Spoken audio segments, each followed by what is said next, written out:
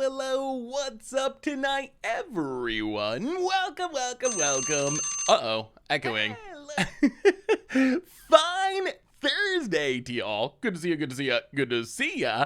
What is up, reindeering? Mike Arnold, the Ready Spaghetti. Dane Wildfire, Doug, how are you? Christmas, welcome, how are you today? Good to see ya. Hopefully everyone is having a spectacular week. Good to see everyone.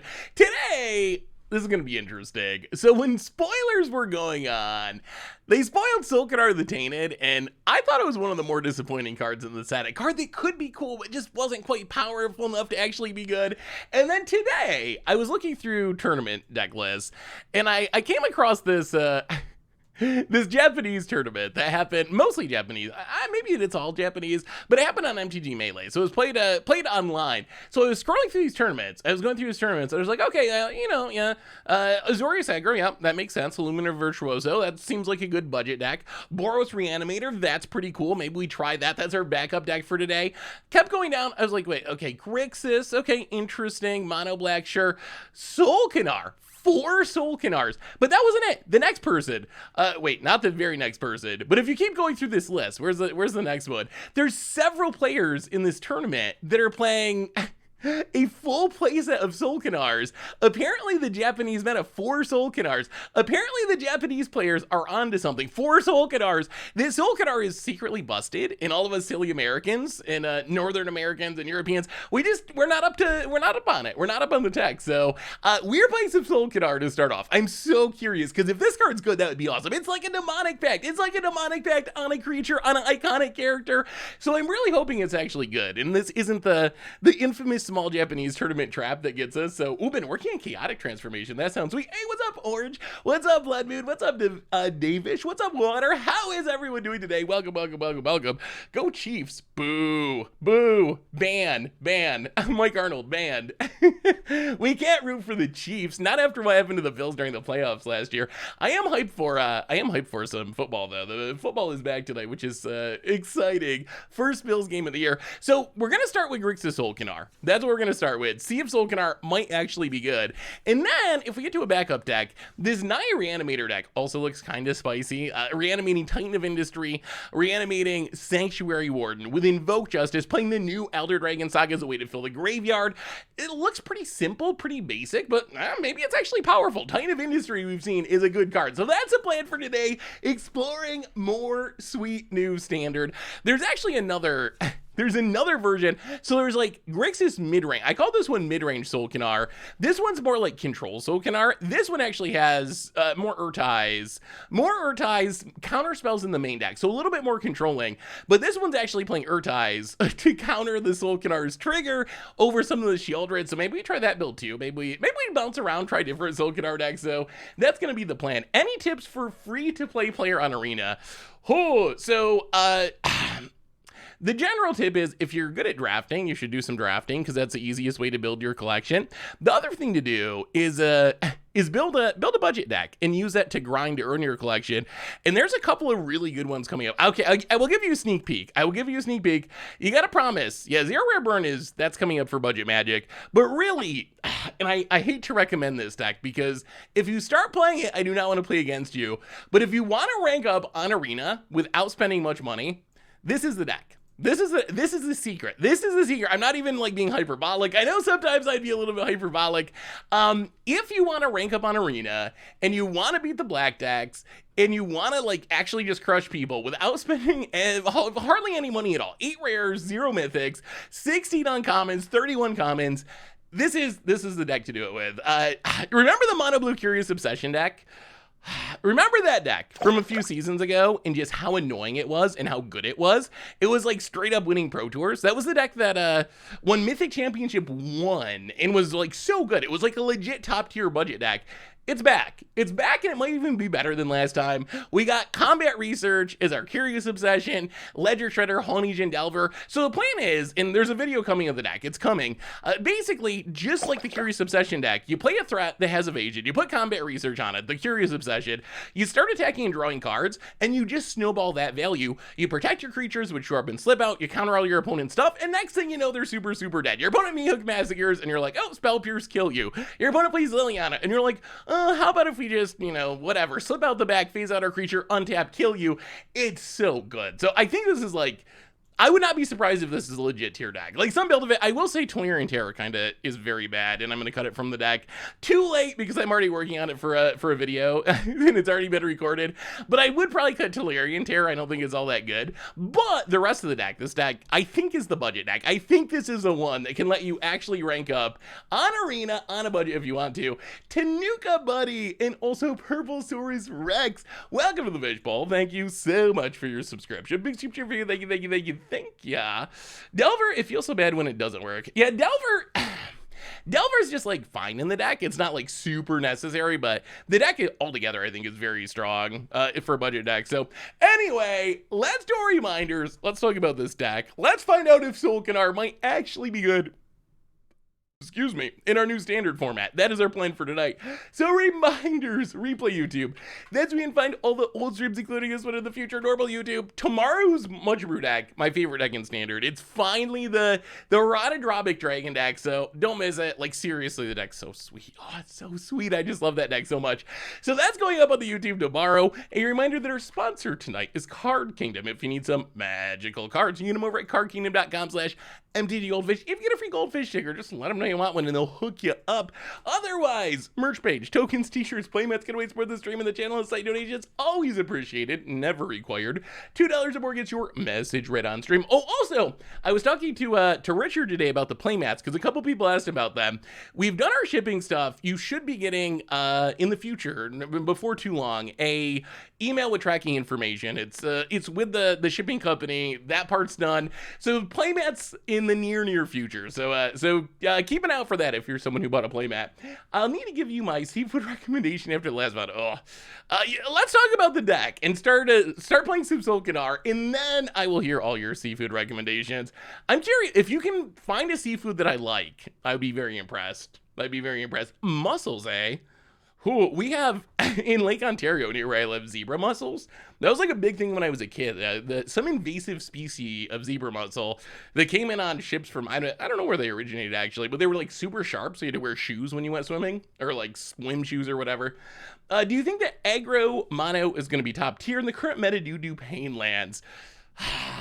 Aggro gets wrecked by Meathook Massacre. I think aggro with counters are good. I don't know about like mono red aggro though, just because Meathook is so good against it. I like the chips, not the fish. We actually, last time we were in Vegas, we got fish and chips, and I just ate the chips. Did you change your cam? Looking pretty good. Might just be the lighting today. It's the same cam I've had for like a few months now, but I don't know. The lighting might be looking good. What's the list for control? Wait, list for control? What are we talking about? Oh, the counter all your stuff? It's in the chat. Scroll back up a little bit, the mono blue deck. All right, so what are we starting with today? We're finding out if Sol'Kanar the Tainted is good. Why are we playing Sol'Kanar the Tainted? Because it's a sweet card. 5 mana, 5/5 elemental demon. At the beginning of your end step, you gotta choose one that hasn't been chosen. Draw a card. Each opponent loses 2 life, you gain 2 life. Sol'Kanar deals 3 damage to up to 1 other target creature, planeswalker, or exile it and return it to the battlefield under an opponent's control. So this is essentially Demonic Pact on a 5/5 body. You get 3 good options that are beneficial, but then if you don't kill your opponent before Sol'Kanar makes you choose a 4th option, you gotta give your opponent the Sol'Kanar, and that's obviously not gonna go very well. So we're hoping that number 1, we either just win before we have to choose a bad option. Number 2, we can Ether Channeler to bounce our Sol'Kanar back to our hand, which is pretty sweet. We can take down a Liliana to make us sack it. We could draw another one in Legend, rule it away. So that's kind of the goal of the deck. Otherwise, we're just playing kind of good stuff. Fables and Blood Tithe Harvesters and Sheoldreds, and we got this weird like domain sub-theme where we got a bunch of triumphs, so we can turn on Sphinx to the clear skies and drag to the bottom. But really, it's a Sol'Kanar deck. We're all about sticking with Sol'Kanar and finding out if Sol'Kanar is good. And I'm really curious if it actually is. So this is an infamous small Japanese tournament deck. We'll see. You never know. When we play infamous small Japanese tournament decks, they either end up being amazing or they end up being like so bad. I think really it's just small tournaments in general. You never know. Hey Seth, or Naveru Punk, welcome to Fishbowl. Thank you so much for your subscription. Big super chat. Thank you. Seaweed enjoyers? Wait, can you eat seaweed? Is that allowed? Greg says value. This is This isn't a control deck, though. I'm always hesitant with Grixis because I feel like, oh no, it's going to be a Crim deck. But we're not really like countering stuff. We're playing Sol'Kanars. We're just playing Sol'Kanar. I think Sol'Kanar is good from all the games I've played with it. I have not even seen a Sol'Kanar. I have not played a Sol'Kanar. I have not seen an opponent play a Sol'Kanar. I have no idea. I've never seen it at all. I've never seen anyone play it.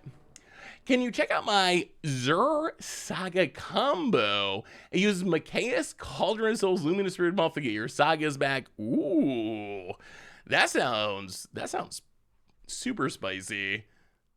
Oh, that looks really fun.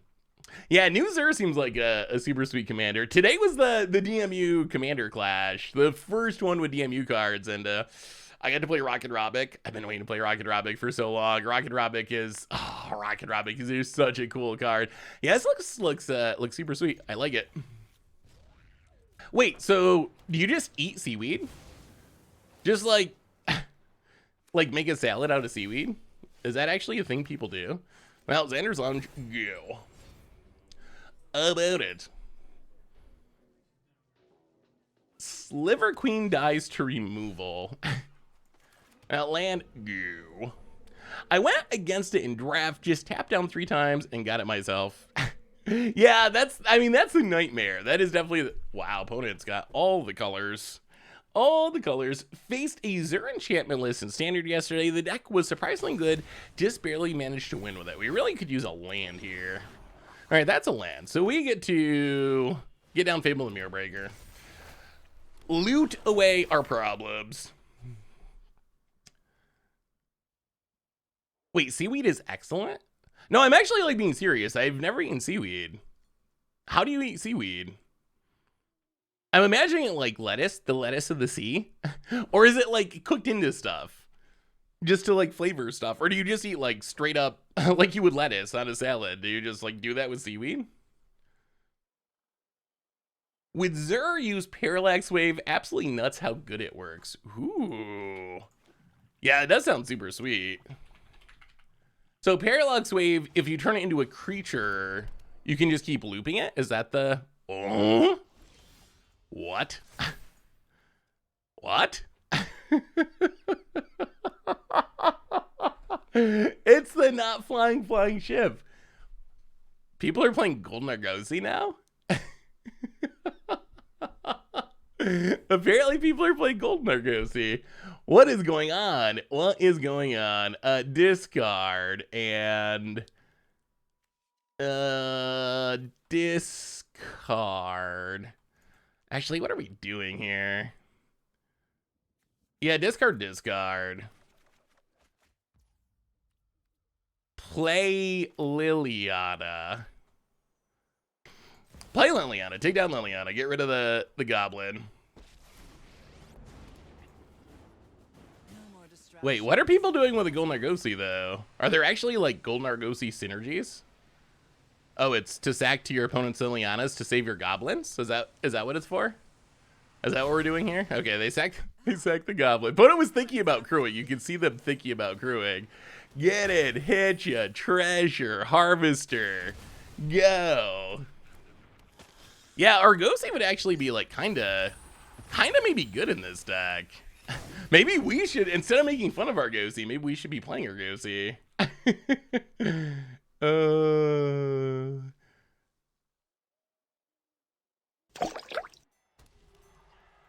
Luran the 100. Welcome to the Fishbowl. Thank you so much for your subscription. Big super TV. Thank you.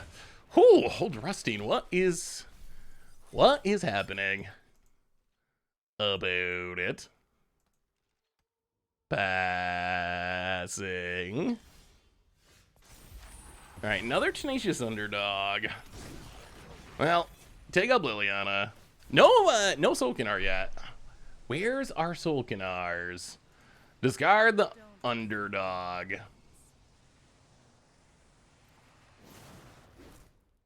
Play Sheoldred. Play the land. Kill the reflection. I guess Argosy blinking reflection's kind of scary. Yeah, I'm just not sure what you're blinking for value. Like, that's the question. Like, what are you actually blinking for value? And also, why doesn't it fly? The problem is I'm such a boring eater. So what would I get? Let's say I have Krim or Tomer take me to a Japanese restaurant. What would I get? Considering that I am the probably the weirdest and pickiest eater, and I don't like new foods usually, what would you recommend? What would you recommend that it would give me a chance of liking it? Usually when I go to I'm such a horrible eater. Whenever I go to like a Magic event, people always want to go to like good restaurants, and they always want to go to good restaurants, and it always has this like super fancy good food, and I'm like eating, I'm just like, oh, can I just like have a burger? Can I just have a burger? Come on, where's the pizza? Where's the fries? Why is this $30 when I could be getting fries for like $2? Chicken yakasaba. See, that sounds good. Anything with chicken in it has to be at least reasonably tasty. So, well, take up Liliana. Keep attacking the hand. Discard Shieldred Part 2. I mean, yeah, steak, you can't go wrong. Teriyaki, wait, is teriyaki chicken Japanese? Do I like... Oh no, is this a trap? Is this a trap question? Honestly, so the ramen question came up before, a long time ago, and my answer was I didn't like ramen, and I actually got a very long email about how that was, that was like, racist in some way. And I tried to explain, I just haven't. Everyone tells me I haven't had good ramen, which is probably true. I've never had like restaurant ramen, when the ramen I know is like the 29-cent from the supermarket ramen. I'm sure there's way better ramen out there that I've just not had the pleasure of experiencing. But no, the ramen that I have personally tasted, I have not enjoyed. Grilled chicken skewers, like grilled chicken skewer sounds actually amazing. Yeah, college student, like yum good ramen or whatever, like the 29 cents at the supermarket. So I would try good ramen. I'm sure I would like because I know like Krim has talked about like good ramen restaurants. I would probably very much enjoy, well, I mean, I'm sure I would enjoy it more than the 29-cent ramen if I actually had good ramen.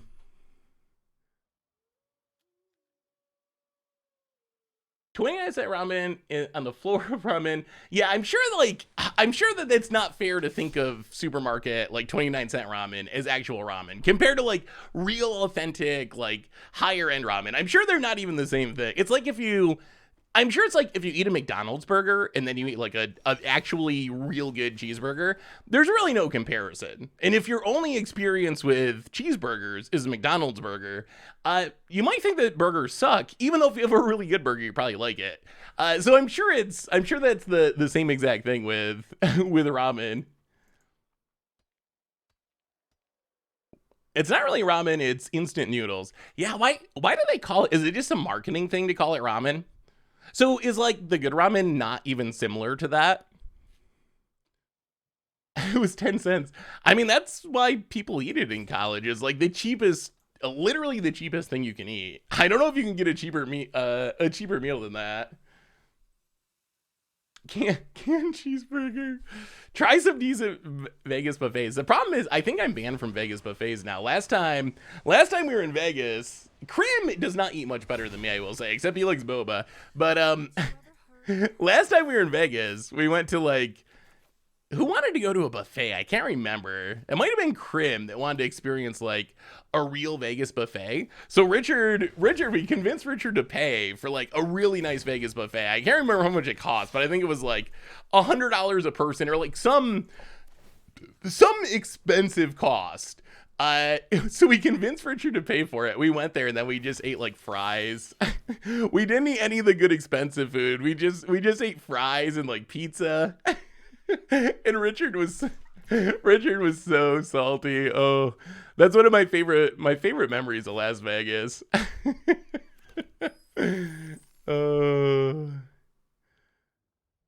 It might have been the Caesar's Palace buffet. We had to, yeah, it wasn't like just the buffet at the hotel we were staying at or whatever. We went to like, supposedly looked up and went to like one of the best ones. It was supposed to be like a good one because, yeah, Richard's not gonna pay for buffets. He'll probably pay for Pizza Hut, but I don't know if he'll pay for a buffet again.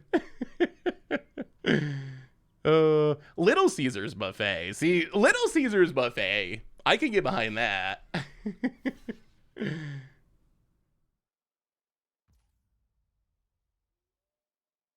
All right, I guess we should pay slight attention to this game. Where's our Sol'Kanar? I feel like we're just kind of crushing our opponent though because they're playing Golden Argosies and we're playing good cards.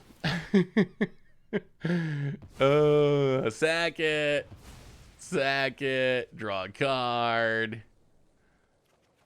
It's a land. Gain some life, pass the turn. I gotta say, this Golden Argosy does not look good. Is this actually Croaky's deck? Was Croaky's playing Old Rustine? I remember seeing a Croaky's deck on Twitter that had a single Golden Argosy in it. Opponent flipping the Saga. We're getting raided, Bazaar of Boxes. Welcome, Raiders. Thank you for the raid. Welcome, welcome, welcome. Hello, everyone. We are trying to figure out if Sol'Kanar is good, actually. How's your stream, Bazaar of Boxes? I've been playing this stupid mono black control deck all day and winning. Oh, mono black control, sweet. This is actually like a very good mono black control standard. Ooh, Judah for Pioneer. Ooh. Oh, chat, I have a question for you because I've been thinking about this all day. Yeah, Jonah's coming up for next week's Against Odds. He just won the poll.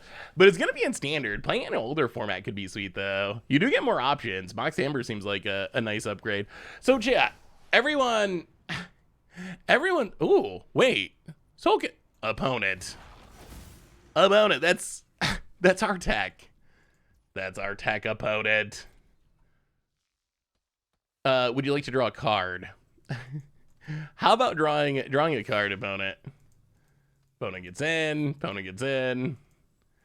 I mean, I think our opponent's still dead here, even though they found the Sol'Kanar and we didn't. So chat, everyone's talking about the Queen thing. My question is, I don't know the British system very well. Like, obviously they have a Queen, they have a Prime Minister, they have Parliament.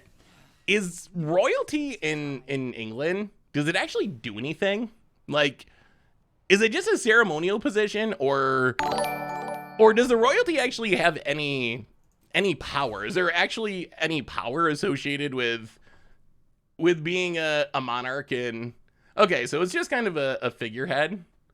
I'm sure that, yeah, I'm sure they, I mean, it seems like a good gig. I'm sure they have all the money. That's I'm sure is true. Well, discard a card, draw a card. We got a new donation from Dan Wildfire, $2 donation.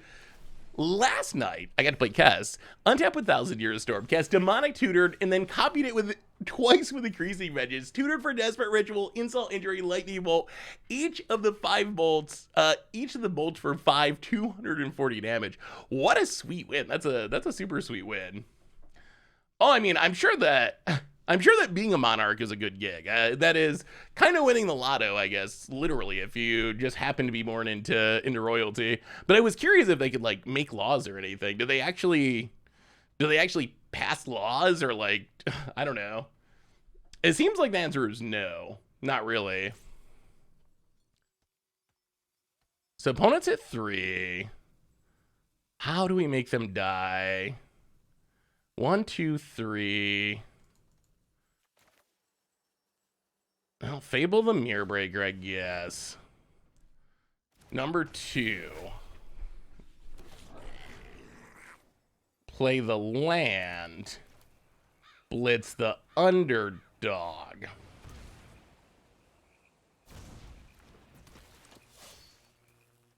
Copy. Oh, we can't really attack it. Well, can we attack? No, they kill Shieldred.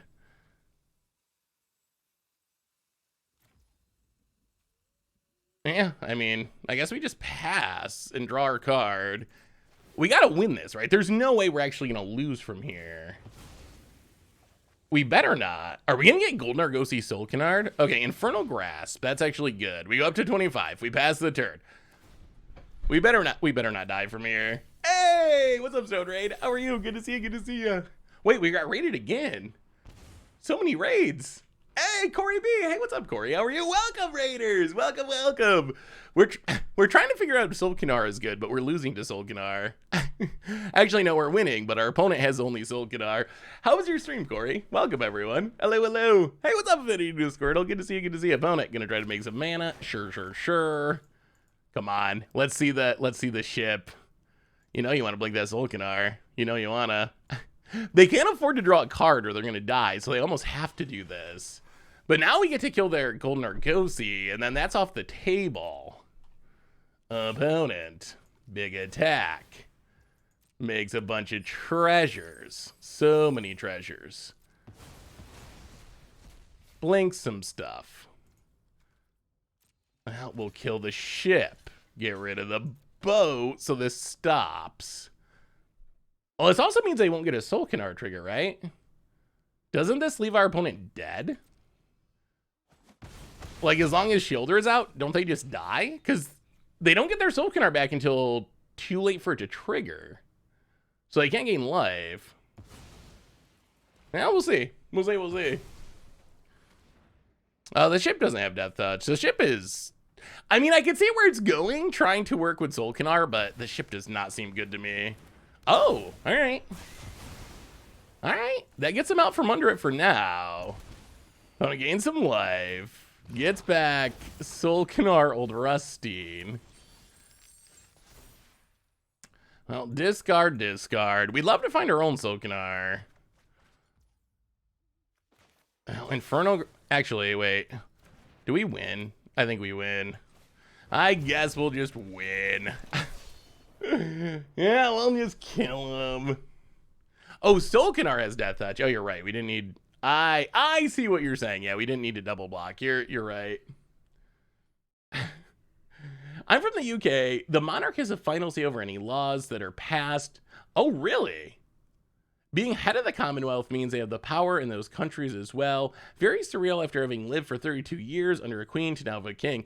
Yeah, I bet that. I mean, it wasn't the queen around for like forever. I'm sure most people are in that position. 3 times highlight miss. Wait, what am I missing? What did I miss, Divan? Hey, Seth, I've been brewing with Yoda Saga Phoenix Check. I hope you give me advice for the sideboard for actual Explorer right now. Here's my deck list. I found it, Divan. I found it. Let's look at this deck list real quick, and then we'll sideboard. We got time. Odric. Yes. All right. I appreciate that someone is trying to make Odric work. Oh, what? Odric was the Carnivits that was just like this somewhat iconic character that, oh, they did so dirty. Okay, so sideboard Explorer, I'd be looking for cheap removal, graveyard hate probably to some extent, rest in peace or something along those lines. Some more cheap removal. Maybe for control, what is the best control option? Chandra, maybe?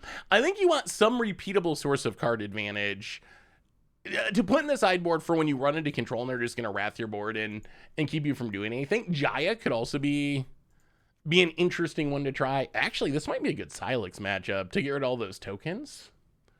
How do we beat a ship? Is Golden Argosy unbeatable? Is that what we're learning? Drag to the bottom didn't seem that great. Drag to the bottom over Meat Hook's interesting. Yeah, let's try it like that. So I'd probably be looking at that. Graveyard hate, cheap removal, card advantage engine for control. The idea of the deck's interesting. Very aggressive. I like the more patch-ups could be interesting as a sideboard option. Definitely a spicy equipment, Brew Dyphon. I like where you're headed with it. Yeah, Meat Hook. Oh, there's, well, Sol'Kanars. We got the Sol'Kanars. I would assume Meat Hook is better. Meat Hook is generally better. Can you imagine being born in Jamaica and being told there's this old white lady who's your queen? Must feel weird. Yeah, it's got to be very, very, very strange. Does it actually work like that? Is the queen of Jamaica? I mean, I know, like, does it currently work like that? I know, like, there was a lot of, the queen was the queen of a lot of places, like, back during the colonial era. Hey, what's up, Godfather? How are you? Well, get down our Fable the Mirror Breaker, so hopefully we can hit some lands. We gotta hit our lands so we can beat that Golden Argosy. She's the queen of all the Commonwealth, but only in name. Interesting. I'm gonna have to read up on the monarchy system. All I know is that if I hit the person that has it, I get to draw a crown. I'm assuming it works like that in real life, right? Oh, actually, is that what the monarch's based on? Is that the flavor of that card? Like, you ever watch the Futurama where where Fry drinks the king and becomes the king? Is that what the flavor of the monarch is? Is you like kill the king and then you become the king or the queen? I never realized that. The pharaoh, yes, where Fry he drinks the pharaoh and then has to cry him out.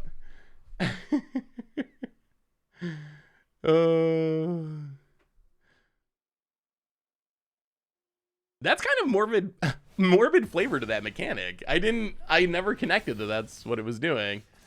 All right, let's see. Discard Tenacious Underdog. Maybe one Bank Buster. We probably don't need two Bank Busters. Well, we hit a land. It's a bit tapped. Well, get in. Make a treasure. Opponent takes it. Well, play the land. Run out Shieldred.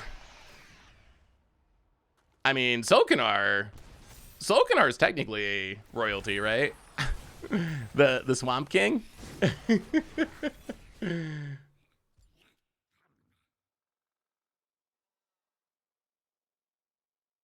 It's pretty sweet to see Sol'Kanar come back.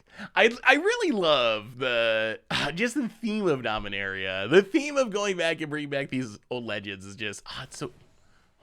Teachings of the Kieran? Opponent's deck is wild. Opponent's got a little bit of everything going on. Opponent goes attacking. So it seems like our opponent trying to set up a meat hook massacre. We're gonna block anyway. Nyx Cantrip. Wow, so many raids tonight. The one James coming in with another raid, third raid of the night. Thank you so much, everyone, for all the raids. Thank you. Nyx Cantrip, welcome to the Fish Bowl. Thank you so much for your subscription. Big super duper, thank you. Pile is a good word for it. Wow. All right, random mob. I don't know what to expect out of our opponent's deck. You never know what's gonna be coming out of this deck from our opponent. Opponent. Oh, I found out. I don't know how many of you are going to Vegas for Magic 30. If you are, definitely meet us. I think we're staying at the Golden Nugget, it sounds like. Which hopefully I think is gonna be where Magic people stay. I think it's like one of the closest hotels to the actual event, or like whatever casino hotel things.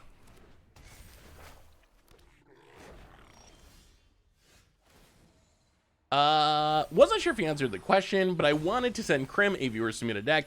Is the email AsianAvenger@goldfish.com. The easiest one is just first name at goldfish.com, mtggoldfish.com. I don't remember if it's Asian Avenger or the Asian Avenger. One of those will also get to Krim, but Krim at mtggoldfish.com will make it to him. Seth at mtggoldfish.com will go to me. Tomer at mtggoldfish.com. Richard at mtggoldfish.com. I'm mostly hyped about it because it's actually close to the site. So I'm hoping that there'll be other Magic players staying there. I've got an old flight credit from when I was supposed to fly out in March 2020. Might be able to get you a free fight to SLC. Ooh. Oh, to the Utah one. Oh, so many people keep asking me about that. Maybe I should try to find a way to do it. It's just tough with it being so close to... Well, it's Sol'Kanar time. We finally have gotten down to Sol'Kanar. It's just tough with it being so close to Vegas. 3 damage up to 1 target creature or planeswalker. Draw a card. I think our opponent's last card is Meathook Massacre. I really do. Let's just kill... Let's kill one of these obs. Hopefully we don't end up regretting this. Well, Sol'Kanar down. Opponent gets drained. I'm expecting the sweep here. Do I have any plans for building around the world tree? Yeah, I'll send you an email, Doug. I'll let you know. Or the world spell. The world spell is one that in standard, I don't see the finishers for it. I don't see the finishers yet. We could play in older formats. That could be worth considering. At this point, though, I'm kind of leaning towards waiting for the next set to really build around it in standard. Do you got the meatball? Playmats, I just asked Richard about it today. Playmats have been shipped. You should... Oh, opponent has Sol'Kanar. You should be getting something, a tracking number in your email in the next bit of time. So they're on the way. They're on the way. Tracking numbers are incoming. They have been shipped, so very soon playmats will be in everyone's hands. Yeah, our life total is under some pressure. Let's see what our opponent does with their soul. Are we just gonna trade Sol'Kanars? Is that where this is heading? The great Sol'Kanar trade? So we gain some life. It would be pretty funny if we just go through all the modes and then we have to give our opponent ours and they give us theirs. I guess it would legend rule before that, wouldn't it? Well, Infernal Grasp. Get rid of the Sol'Kanar. Poo. Nah, I feel like our deck's just better than our opponent's deck. Yeah, the playmats look super sweet. Do you think there's a way to build around, is it artifacts with Joyra? Joyra is another one that, as far as I can see in standard, really kind of like wait and see mode. Well, I guess we just go face. Everything face. Opponent's so low on life, they got to do something or they're just going to die here. Are you playing with the LSV list? Wait, there's a LSV list? This is a infamous small Japanese tournament list.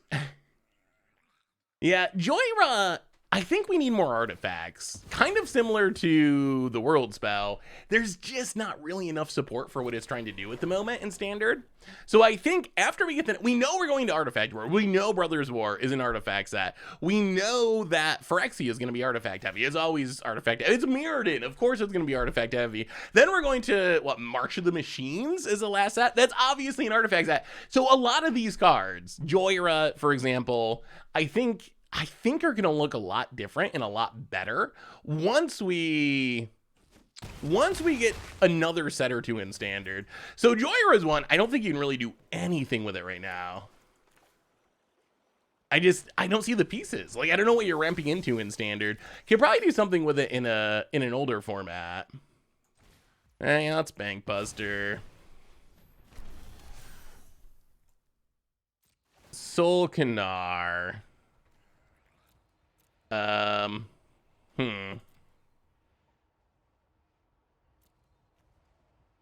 Yeah, I guess just drain ya.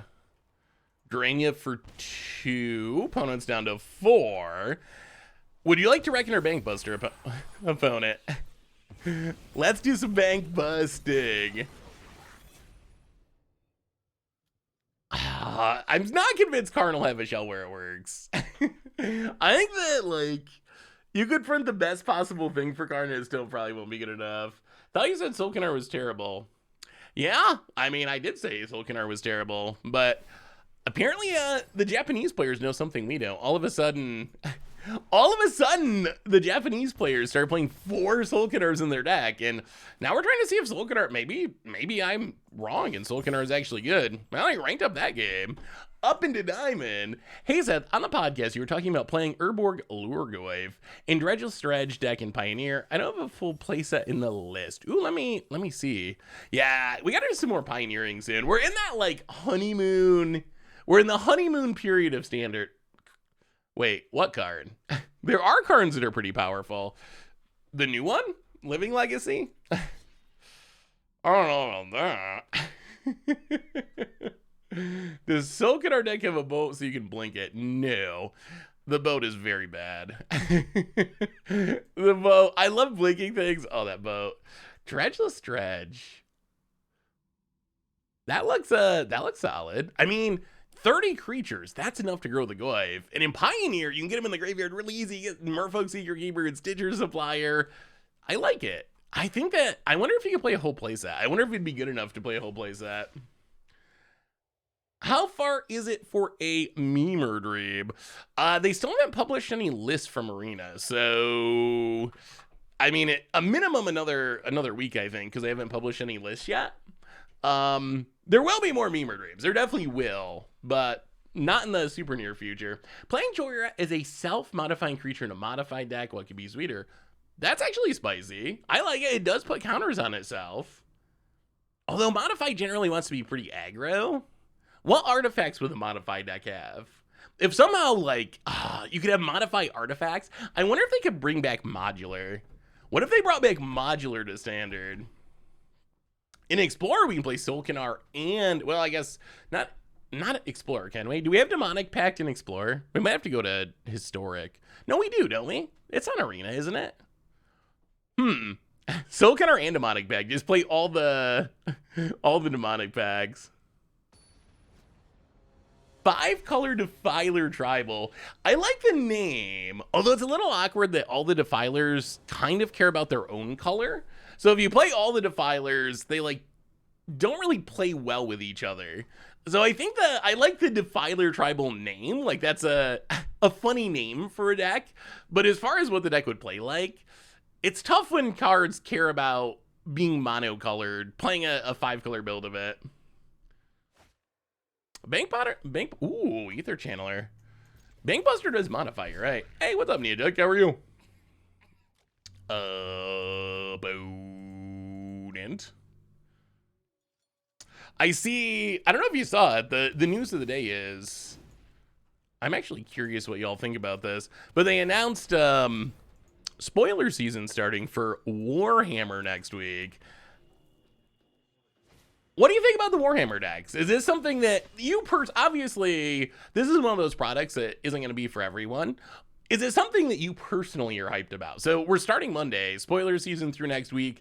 I believe this is going to be one of those sets, since it's a Commander precon set, that that Tomer is going to cover over on the Commander channel as far as spoilers. I know, yeah, I'm excited. I'm excited for Vince that he gets to reveal the full deck. If anyone deserves it out of the people I know who play Magic, if anyone deserves to show off a Warhammer deck, it's Vince. Vince is, when I think of Warhammer, he's the first one I think of. Yeah, that's heavily sweet. I'm hyped for that as well. Played 40k over a decade, do not want. Will likely be forced to buy to get staples though. Do you think they're going to push it? Hopefully, I'm hoping they don't push it. Like, if they're going to do all these things, I think it's best if they don't push it super hard. Like, instead of making staples, just like make good enough that people can play with them flavorful cards. I think that's the sweet spot. You don't want, you know, Arcane Signets and Jewel Lotuses and stuff like that to come in really any precons. Not even because it's Warhammer, just like, it's not a good place to put those kind of cards, period. When are you going to play Karn? I really want to see you try. I mean, we could play Karn. The thing is, like, I guess I'm going to have to play it because people keep asking for it. The problem I have is I'm not sure how to make an interesting Karn deck. I feel like we can make a deck with Karn in it, and even if it's, like, bad, that's fine, but, like, what interesting thing can we make it do? Silverbucks, welcome to the Fishbowl. Thank you so much for your subscription. Big super duper, thank you. Thank ya. Reskin staples would be sweet. Yeah, reprinted staples are those are excellent. Well, I guess we just Sheoldred. Get it down. Sheoldred's been pretty good. LSV has a new article on Channel Fireball Pro section on Grixis, Sol'Kanar, and Standard. I wonder if he's looking.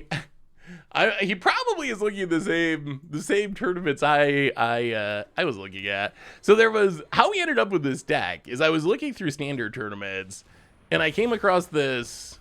Oh, where did it go? I came across this this Japanese tournament and was just browsing through the decks and realized that a lot of decks in here are playing 4 Sol'Kanars. 4! It's one of the most played creatures in this tournament. One of the most played. Tenacious Underdog, Graveyard Trespasser, Bloodtide Harvester, Sheoldred, Evolve Sleeper, Corpser Appraiser, Sol'Kanar. Sol'Kanar of all things. So that's what got me wanting to try it. So I wonder if that's the same thing other people have seen. Ooh, let me see the combo, Dad's man. Wow, we're at 6. Oh, yeah, that's because they had Invoke. Yeah, this is bad. Well, Ether Channeler. Bounce Seraphir. We're just getting smacked here. I mean, Invoke Despair is a very powerful card if you can cast it. It just deals so much damage. So much damage. Is Sol'Kanar good? What about Jeskai card with Teferian Anvil? So the idea would be to make the Power Stones and then sack them to Anvil. That seems synergistic, but couldn't you just make a blood token? Wouldn't a blood token do the same thing but easier? Use the tokens with a card with its fiery sanctuary to ramp into big stuff like Ulamog or go nuts with Chromatic Ori to play all the big things. Yeah, but even when I think about that, I'm like, oh, like you could do that, but like it's so easy to make blood and clues. Even in that context, I feel like Karn is like, you can do it, but I feel like it's just like one of the worst ways to do it as far as actually supporting those synergies. It's not my fault. All right. Sack the Ether Channeler. Oh, Kaido. Okay. Things are getting worse. But I'm itching to fight. Kaido makes a ninja. It's like your defenses. Phases out. Well, play the land. How do we not die? Wow, Sarah Paragon with a 3-mana Planeswalker seems pretty good. So we can invoke Despair. We'll get a token. We'll get the Liliana. But that's not even that good with the Sarah Paragon in hand. Sheoldred to try to stabilize? Maybe that's better. Sphinx, are any of these options? They can also blitz Underdog. Are we just dead? How does Invoke win us the game? We're opponent's at 18 though. I feel like if we Invoke, they lose Liliana, they sack a token, they can blitz Underdog, or just Sarah Paragon recast the Liliana.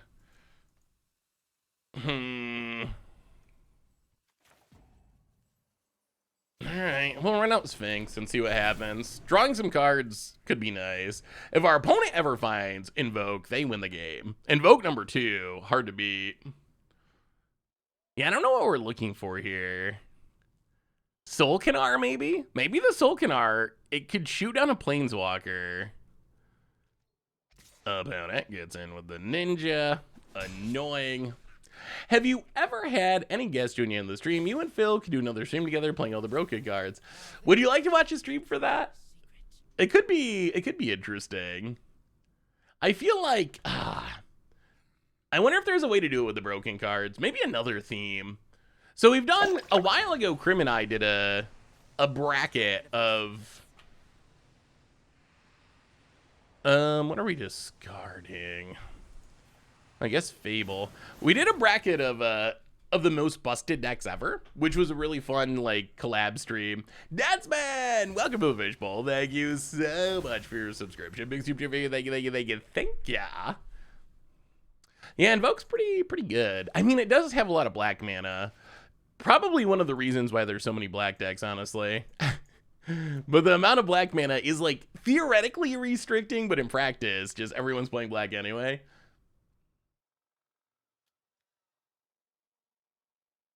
Yeah, we'll have to see. Maybe I'll figure out a way to do some sort of collab stream with Phil. The problem with the broken card thing is, I feel like we've kind of done it. Like, I'm not sure what else we could do. We already played, like, all the most broken cards, so I'm not sure how much further we can go with that. Is there a way to stay alive? I'm feeling like the answer is no. Oh, if we hit the sweeper, does a sweeper do it? So we can kill this. Oh, no, if we hit the sweeper, we die to underdog. All right, let's attack with the Sphinx. Maybe they just won't block. Get in with the Sphinx. We need to, okay, we need to hit the sweeper. We need to hit the sweeper. We need to hit the sweeper. That's the one out. The domain sweeper. Well, let's drag to the bottom. Okay. Wait, is that an out? That doesn't actually kill Sarah Paragon because we don't have enough land types. Oh, this isn't even an out, is it? Oh no. I will say I think it's like, I mean, if we invoke Despair, we just die. Invoke Despair only gets rid of one of our opponent's creatures.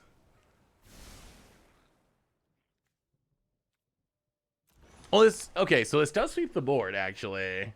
Because it's +1. All right, so we got to take the drag. That's right. So it is good, because we get 1 plus the land type. So this is X4. So you sweep the board. We get to keep our Sphinx. For now. Opponent untaps. Not dead yet. Not dead yet. Opponent cashes in the Liliana to kill our Sphinx.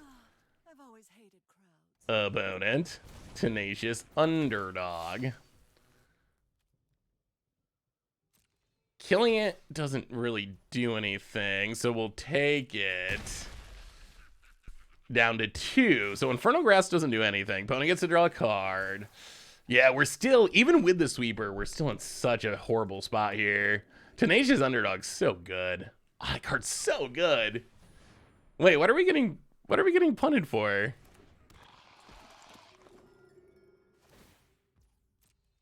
Wait, what are we getting punted for? All right, opponent.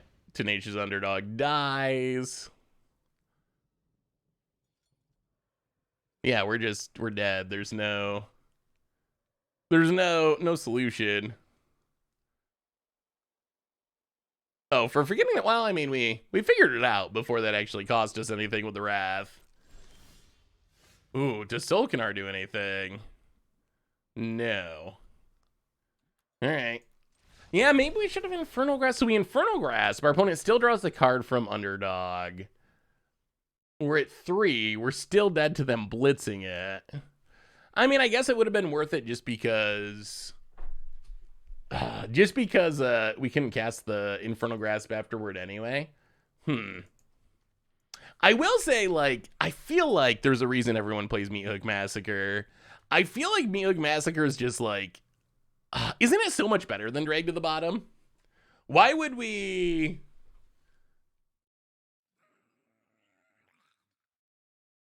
Why would we play Drag to the Bottom over Meat Hook? I feel like the life gain from Meat Hook is so important. We gotta find a way to stop We gotta stop Invoke as well. Invoke is what lost us that game, really. But the life gain is so good. Well, Disdainful Stroke, I guess, can come in. At least that's some shot. What about Karn Silex? There's a lot of Karn Silexes in the side. The sweepers in this deck are so odd to me. Like, would this deck be better if we didn't have Silex and we didn't have Drag to the bottom and we had a bunch of Meat Hook Massacres? We might actually just try that after this. After this game, I feel like our deck would be so much better if that was the case. Drag to the bottom is not like very impressive to me, and Karn Silex, like, ugh. Is anti-underdog tech? Yeah, I mean, I guess it stops. Well, let's try it. We got 3 of them in the sideboard. We might as well try it. Maybe shutting down underdog is enough to make it worthwhile. What are we cutting? Oh, 26 seconds. What are we cutting? So Liliana, pretty bad in this matchup. Maybe the Make Disappear, an Ether Channeler, and a, well, 4 Shieldreds is. 4 Shieldreds pretty aggro. Well, we'll see. Let's see if Silex, maybe Silex stopping underdog is enough to make it worthwhile. Would Karn be playable if you could immediately ultimate it with Vorinclex? Well, we're going to see if Silex is good. Probably not. Like, I mean, I guess if there was some deck where you could have Vorinclex, have Karn, have a bunch of artifacts, maybe, but outside of that scenario, I don't know if that would be very good even. Anybody come up with a good control list? Haven't seen too many traditional like Drago control decks. I mean, I'm sure there's some deck that's just like playing a bunch of. Ooh, there's our Sol'Kanar. Now let's just play Silex.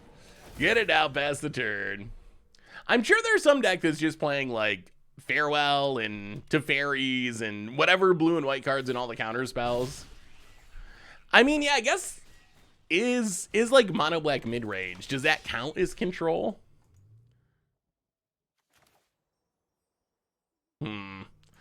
I'll play the land.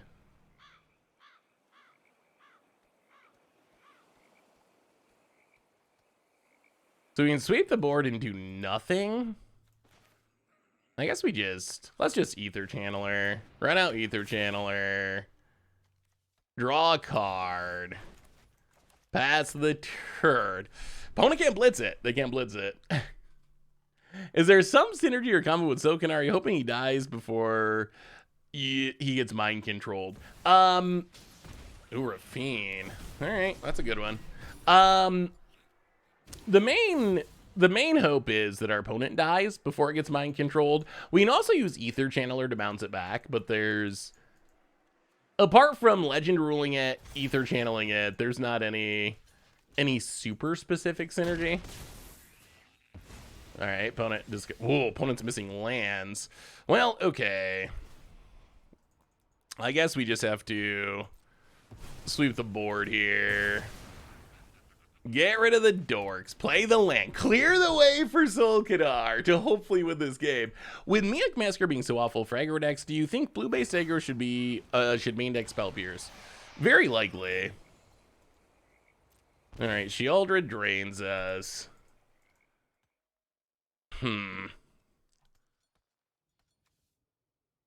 So we run out Sol'Kanar. This Sol'Kanar doesn't feel that good, does it?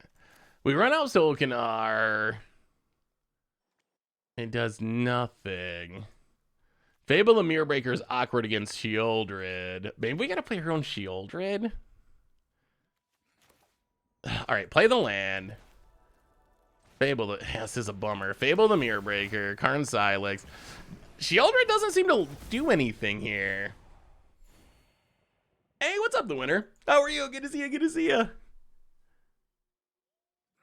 Maybe Shieldred's just better, Sol'Kanar.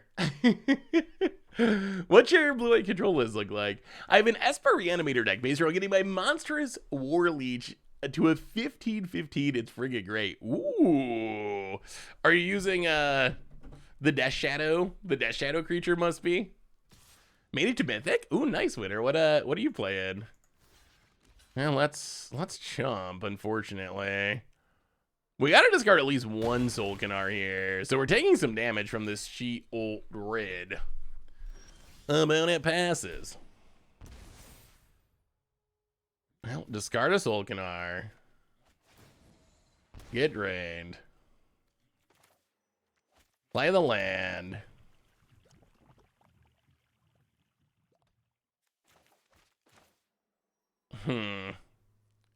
If this goes wrong and they counter it, do we lose?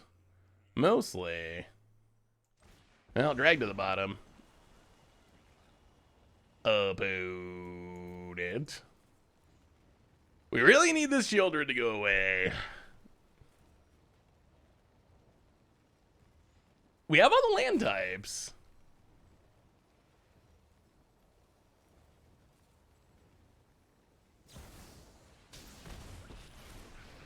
Okay, runs out Wandering Emperor. Wait, does this save shield? Oh my god. Alright. Yeah, that looks like game to me. Wow, that was the worst Sol'Kanar we've ever seen. Mono Black is easily beaten. Have a 11-3 record worse than. What are you playing, Okie Scoop? I mean, there's Mono Black goes from kind of control to, yeah, I gotta say the sweeper seems so bad. Yeah, the sweeper just seems incredibly bad. Hey, what's up, Aussie Dave? Good to see you. Good to see you. All right, last one, and then we'll see if we can fix. I feel like we're getting infamous small Japanese tournament again. We did see Sol'Kanar do things once. It did do things once. That did happen, but the sweeper seems so bad. Yeah, Mono Blue Tempo, I think, is legitimately good against most of the black decks. I think that's like the secret budget deck that can actually beat everything. Opponent, play with fire. All right, so is it of some kind? Hauntijin. Well, play the land, Ether Channeler. Bounce it. Opponent. Kind of scared, is it? 4-color tokens have been pretty good against black decks. Ooh, that sounds spicy. 4-color tokens, eh? Jaya. Ugh, whiffing on lands, pretty sad. Actually, you know what? I guess we probably play Fable the Mirror Breaker and hope we hit lands at some point in the future. Go attacking.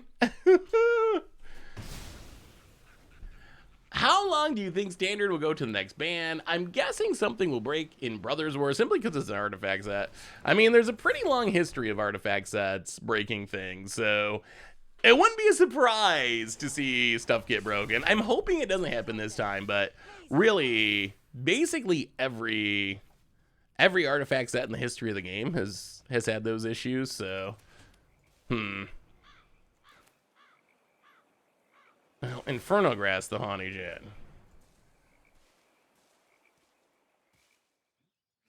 And we kill it. We need to kill it so we can make a treasure. So, okay, so it dies. So go to combat.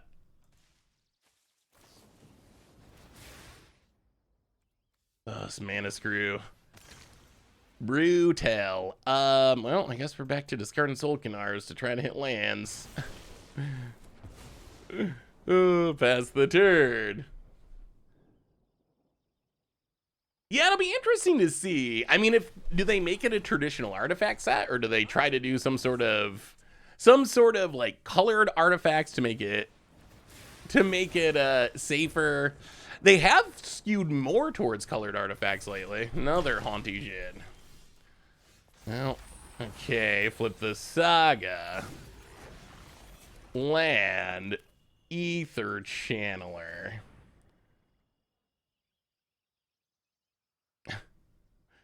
What does our opponent have in hand that every spell we cast that Arena's stopping for them? Bring back Skull Clamp. That's probably... Oh, all right. Sure. So it's a make disappear. Opponent casts their last spell. They grow the shit. We play Blood Tithe Harvester. Bringing back Skull Clamp would probably be a very bad thing. On a rampage, and Kira Ashmore, welcome to the Fishbowl. Thank you so much for your subscription. Big super for you. Thank you about it. Okay. Hopefully we get to kill the Haunty Jin here. We're finally drawing lands. All right, we gotta go for it. Copy the Blood Tithe Harvester. Make a blood. Sack it. Kill the Jin.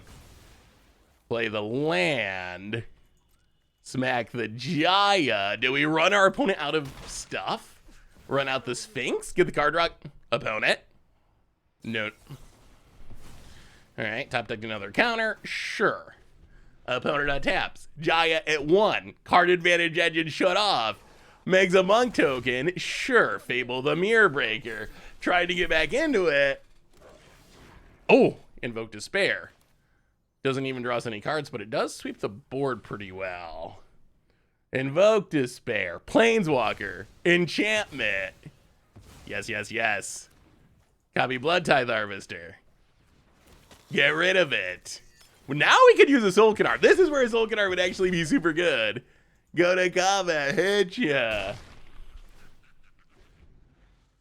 Opponent. Down to 17. And scoops it up at 17. So what's the sweetest standard deck you've played? Do you think that Wizards will return as an archetype with all these Dominaria sets? I mean, we didn't really see any signs of Wizards being a supported tribe. I mean, I guess we've had like a couple random Wizards, but it's not like we got a Wizard Lord or anything. I mean, I guess Belmore. I think if we see Wizards, my guess is it's going to be like modern spellslingery Wizards rather than like old school control Wizards. It seems like that's the direction that Wizards have been heading with Wizards in recent years. That they're more of like a spellslingery Adela's aggro tribe rather than like the old school Wizards are like Patron Wizard countering all your stuff, or like Venser, like more Drago control style Wizards. So I don't know. I wouldn't be surprised if we got more Wizards to go with Belmore in that play style, but I'm not expecting to see the OG style Wizards return. Spellslinger is kind of like a tempo deck. Adliz isn't in standard anymore, but it was kind of Belmore before Belmore. It was from the original Dominaria.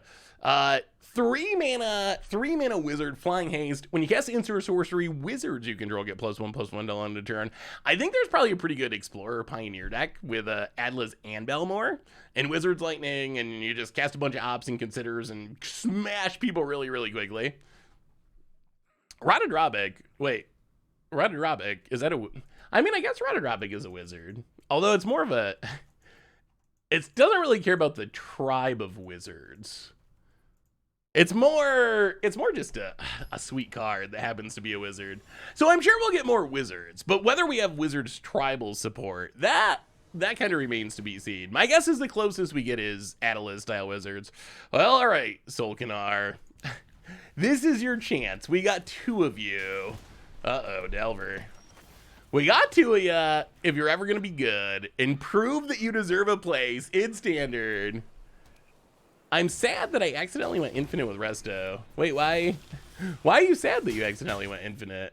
Isn't that a good thing? Well, run out the underdog.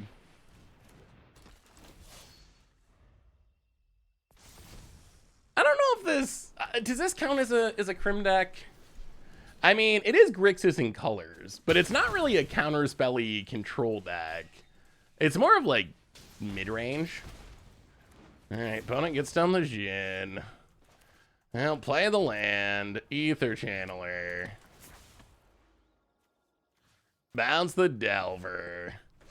Don't feel that great about where we're at, though. This actually feels like kind of a sketchy spot. Delver returns. So far, the Japanese players have not convinced me of Sol'Kanar's goodness. Or this deck has not convinced me of Sol'Kanar's goodness. Let's put it that way. Sol'Kanar, we had one game where it was actually felt like a decent card. The rest of the games, it has not been especially impressive.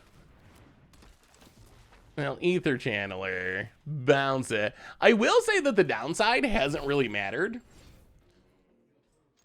The downside hasn't mattered at all. The downside has been invisible because either Sol'Kanar never hits the battlefield because it's 5 mana, or it hits the battlefield and we win. But the odds of the game progressing to a point where we play Sol'Kanar and 4 more turns go by seems pretty low. Can we find removal for the Haunty Jin? No. So we're dead, right? Pretty dead. Duress you. No, we're super. Well, opponent did draw a triple lightning strike. Alright, fair enough.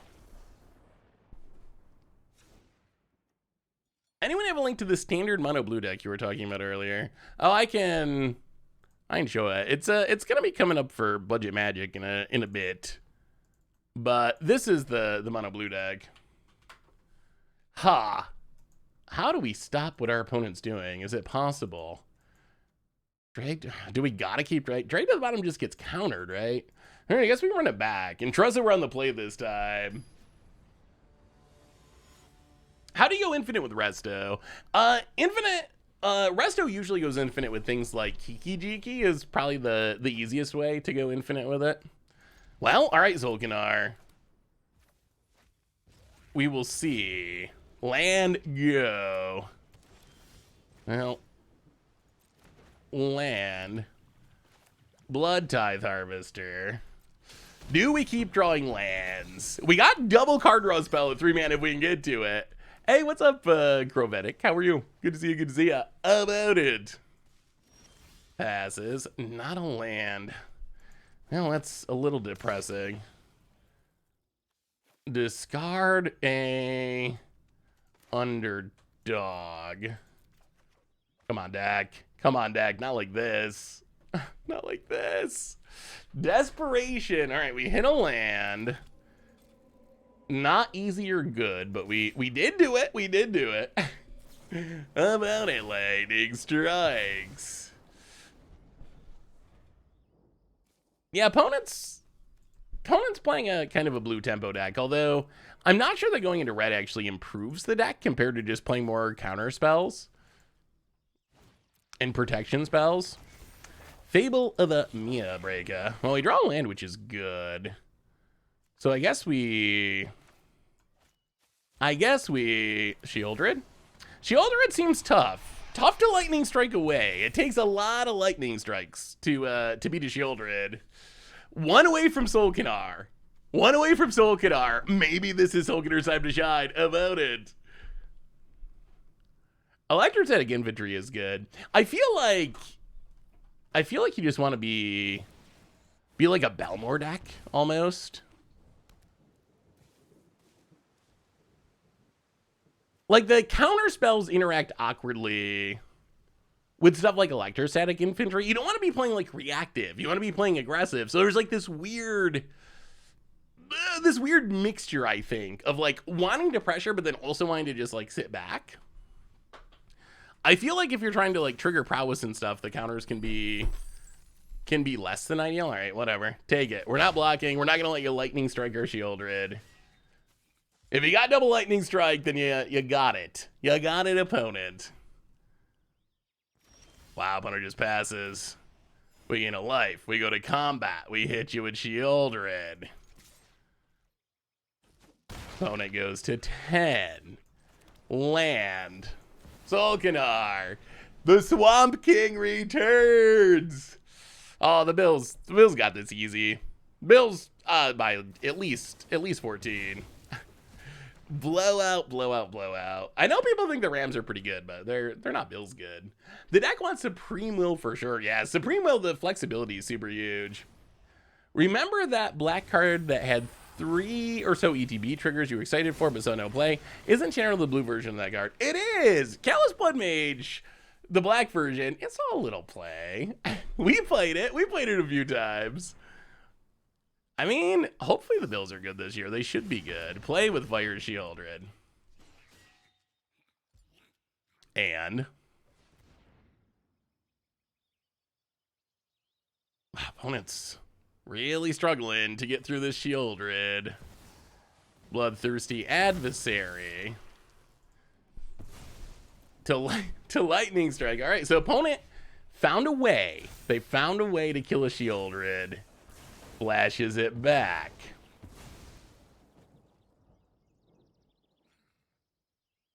Can we close out the game? That Sol'Kanar would have been good. Gets in, makes a treasure. Oh, bad time to be stuck on mana. Ugh. Well, okay, Ether Channeler. Draw a card, try to hit a land. Definitely do not hit a land or even come especially close to hitting a land. And now I think we lose to Bloodthirsty Adversary. Yep, opponent copies it. Gets to flashback to play with fire. Yeah, it's not looking good. Not looking good.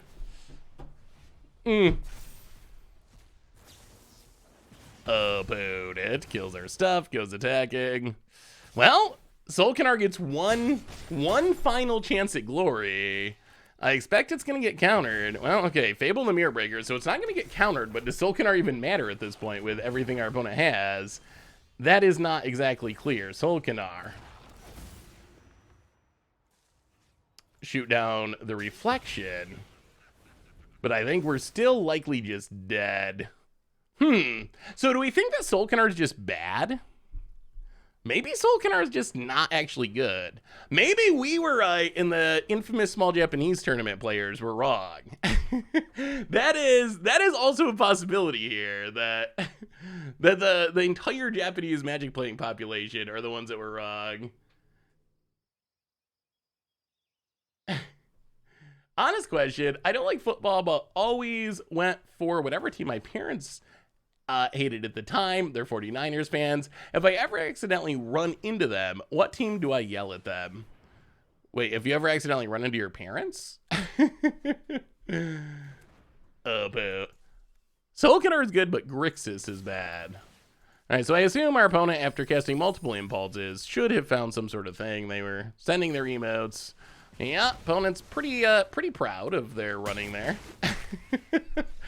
Oh, why not? Oh boy, what do you think about emotes on Arena? Should emotes exist?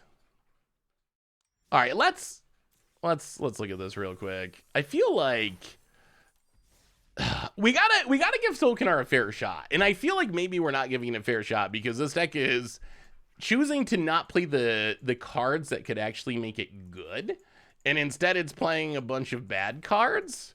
Like the Domain Sweeper is it's a bad card in a format where the Meathook Massacre exists. The Meathook Massacre is a very good card, very, very good card. I do not see, oh boy, Arena loving to default everything to Alchemy. I'm really not sure why. I'm not sure about the Domain Sweeper. Hard for me to see the upside for that. Like, maybe Sol'Kanar is good, but the deck's bad. That seems like a possibility. The problem is, if you play the good cards, then are you just a mono black deck that's splashing for Sol'Kanar or a Rakdos deck? Basically. Like, this is looking a lot like a mono black deck. Oh, maybe we just give up on the whole idea. God boost! Welcome to the Fishbowl. Thank you so much for your subscription. Big skip for you. Thank you. With one trailing out, the Domain Sweeper is languish. Yeah, but Meathook Massacre is like languish times a million. It's not that the Domain Sweeper is bad. It's that Meathook Massacre is like absurd. I think that's the issue. So I'm not saying that. Let's try that. We can try the other build. Let's try this build. This was the other build that had Urtai in it. Maybe just that build. Maybe that build wasn't good. Maybe Urtai is a solution. Let's try this build. Let's try this build real quick. Have you tried the new Gorilla? I don't think we've played a deck with the new Gorilla yet. Let's try the other build. And then maybe we'll try the Reanimator deck. We got to give Sol'Kanar its fair shot, though. Like, maybe it's us. Maybe put the Orvar enchantment to copy Sol'Kanar. But you need ways to target it, too. I feel like we played the Orvar enchantment on the YouTube for Against the Odds. And it can do some really powerful things if you can get it going. But you do really need to build your deck around it. Like, you're not going to instantly be able to get value out of it because you got to have ways to target your own creatures. So I think that's the challenge. I don't think any of these decks can target Sol'Kanar enough. Plus Sol'Kanar, yeah, it would be sweet to get a bunch of on the battlefield. Rocket Robic, another way to get multiples on there. How do you feel about Modern right now, besides it being dominated by MH2? Do you think anything needs to be banned or unbanned? I mean, I would like to see a lot of cards in Modern unbanned, personally. I feel like a lot of the ban list, well, we're going to keep this and trust that we draw land. I feel like a lot of the ban lists look silly compared to current Modern.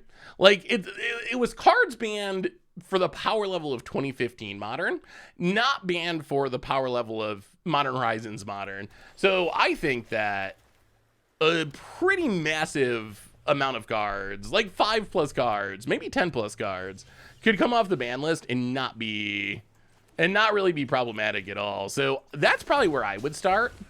I would start with the unbanning. I mean, I don't think you can unban literally anything or literally everything. I think the unbanning literally everything would probably lead to a very unfun format. Wedding announcement. All right, well, we got our 3-mana enchantment too. We'll see whose is better. Our pain lands are living up to their name at the moment. Well, Goblin token. Like, if you look at the Modern ban list, let me pull up the Modern ban list. We talked about this a little while ago, but it's an interesting topic. If you look at the Modern ban list, I think cards I would at least put in the conversation based on the current power level. This isn't to say every single one of these cards are going to be safe or anything like that. All right, Rafine gets in. Hits us. Makes a token. 1, 2.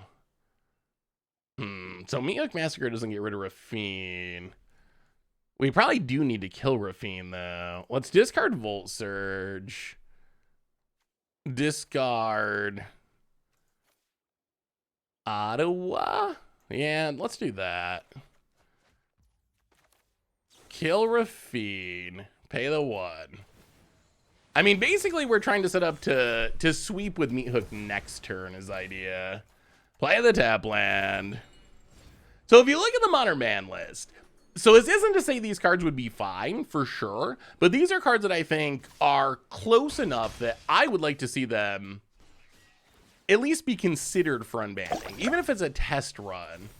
Opponent could be holding a counter. They could be holding a counter, but, well, I guess if they got a counter, they got a counter. Meathook Massacre X3.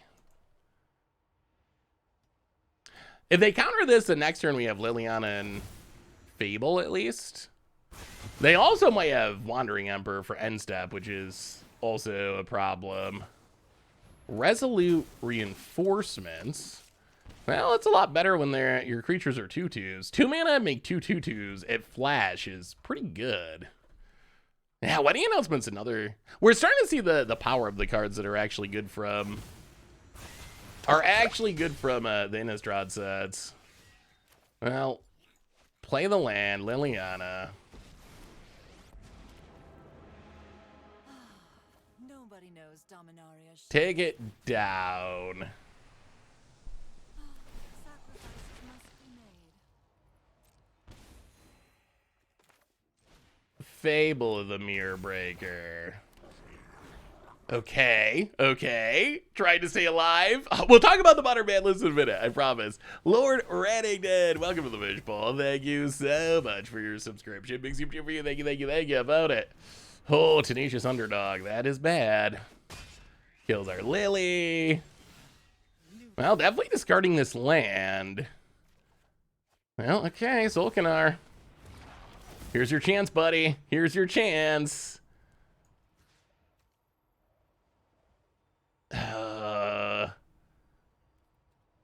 Actually, what do we do? Maybe we just draw?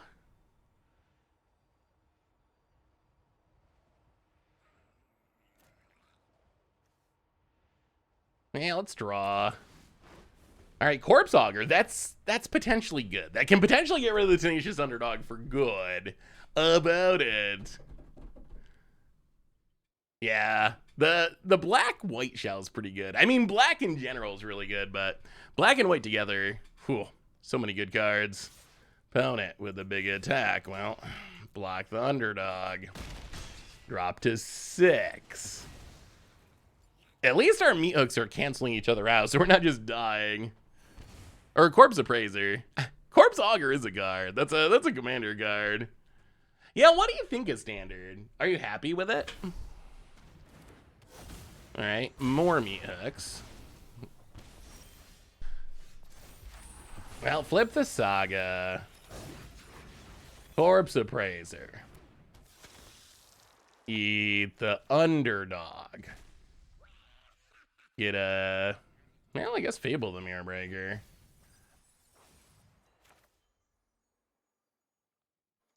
Yeah, let's just Fable. Run out Fable.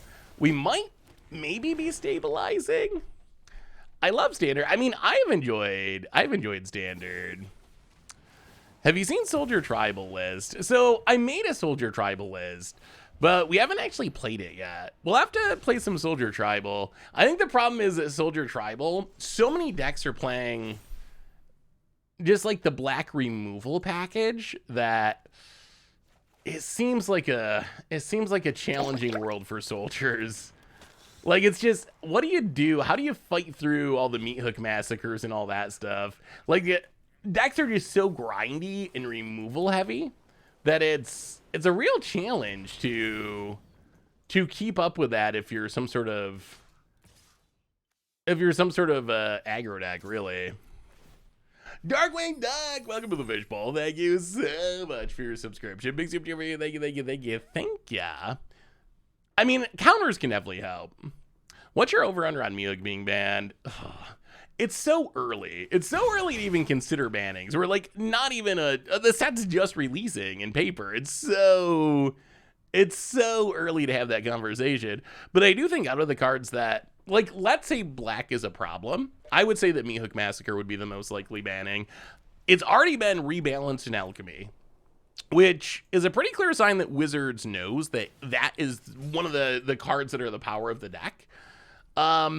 So I think if it got to the point where something was going to be banned, I would say that it is probably the most likely option. Invoke Despair. Is Invoke Despair actually a problem? All right, opponent, Infernal Grasp. Wow, I think we have maybe completed the comeback here. This was looking really bad for a lot of this game, but now it's looking pretty good. And opponent, done. I mean, I feel like Invoke Despair is not really an issue. Invoke Despair isn't even that good against aggro, is it? Jeremy Naprater, welcome to the Fishbowl. Thank you so much for your subscription. Big super for you. Thank you. So what I would say, like, here's my concern. Like, let's say black becomes... Yeah, Fable, I don't think that targets a black deck, but Fable is also very, very strong. I could see that being in the conversation. So let's say black is a problem. Let's say we end up at the point where that happens. I would say that the issue would be that normally here's how you want the meta to work, I think.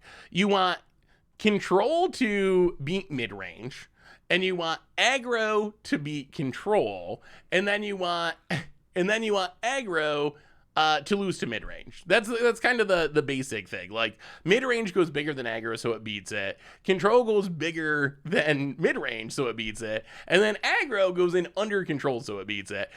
In standard, where you don't really have combo decks, I think that's like kind of the normal healthy progression of the meta.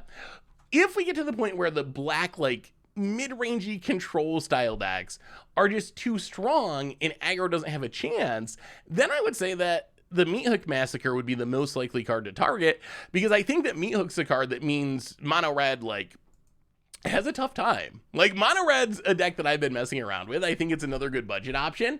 And when you play mono red against the black decks, you're really just praying that there's not a Meat Hook. If there's not a Meat Hook, life is great and you can just smash them. But if they play a Meat Hook and they sweep your board and gain 4 life or 5 life or whatever, you probably just lose. Like, that by itself probably just straight up beats you. So I think that's kind of why I would, if we got to the point where we had to ban something, that's why I would lean towards Meat Hook Massacre being the card. Doesn't Invoke killing 1 creature, losing 4 life, and drawing opponent 2 cards very strong? Invoke is very strong. Invoke is very strong against mid-range style decks, other mid-range and control decks. Like, if you're playing the black mid-range mirror, Invoke is the card that probably wins you the game. Like, if you invoke and your opponent doesn't, you're probably gonna win. But against like an aggro deck like mono red, or even like mono blue, or even mono white, they don't really care. Like, sure, you get my 1/1, I take a little bit of life, I untap, I smash you for 10, and you're dead. Like, I think that Invoke is like kind of actively bad against aggro. The problem is that aggro just doesn't really exist very much because it gets so wrecked by the other cards. Ooh, Cut Down's actually going to be good here. Cut Down doing some work.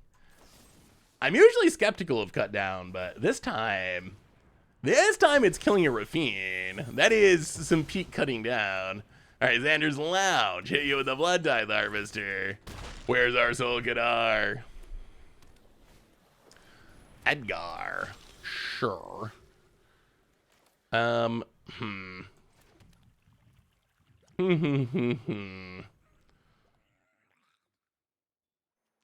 play the land, play the Blood Tithe.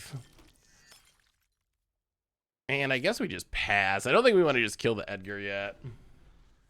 Is there a competitive mono blue list in Standard? There's a budget one that's going to be coming up that I've been working on. I haven't seen too many people playing mono blue, but I think more people should be playing mono blue. What about mono black aggro Oni Blade? Yeah, I mean, I think black aggro is good too. You can be black aggro, you can be black midrange, you can be black control, you can be black splashing other colors. But if you look at Standard, like, a huge percentage of decks fall into black. Ooh. Into some form of black plus whatever category. All right.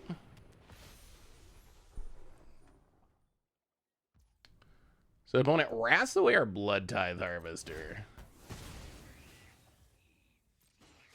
And hits us for 4. Archangel Wrath, I think, is still kind of underrated. Well, let's do some corpse appraising. We would like to hit our land drop. Corpse appraiser, eat the ravine. Sol'Kanar itself has been a little medium. A little medium rare. We've had some success-ish with it. I'll get rid of the angel. I mean, it's been fine in games when we get it on the battlefield and we're not already dead. But it's been... Oh, yeah. Harvester's only as a sorcery. Rafine now, 2. 1, 2. 1, 2, 3. Yeah, we probably gotta kill the Rafine. Yeah, Volt Surge Rafine.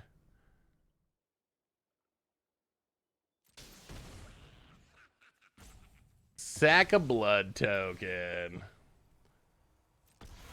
Pay the 1. Well, go Corpse Appraisers. Yeah, Sarah Redeemer's really sweet. I think that some of those cards, like Sarah Redeemer, I think it's one of those cards that it's just a little trickier to build around, so it's just going to take a little bit more time. But once people figure it out, I think Can't see how that will not be a top tier standard card. It's just got all the hallmarks of a card that should be so good in standard. So I still got a lot of faith that it's going to end up being good. Do you think that Shieldred was designed to hack Connive decks as well? I mean, it does fit well in Connive decks. Anything that's going to be drawing extra cards. Now, let's get rid of this Evolve Sleeper, hopefully. Soul Transfer is a good way to get rid of the Edgar. Level up. Hey, Seth, is anyone playing the new Shauna on the next Commander Clash? So, I don't think anyone picked Shauna for the Dominaria United Commander Clash. Oh, I was also going to say, I know we've been taking viewer-submitted decks. If you got a sweet brew of Dominaria United cards to send in for viewer-submitted, decent chance that I pick something with a Dominaria United commander, just so I can play more new commanders. First time playing Magic Arena in a few years, and have been having a blast with your Is It Val more or less? Hey, awesome! I'm glad you're enjoying it, Malvat. That deck is pretty sweet. Huh. Yeah, let's... Okay, make disappear. Counter the wedding announcement.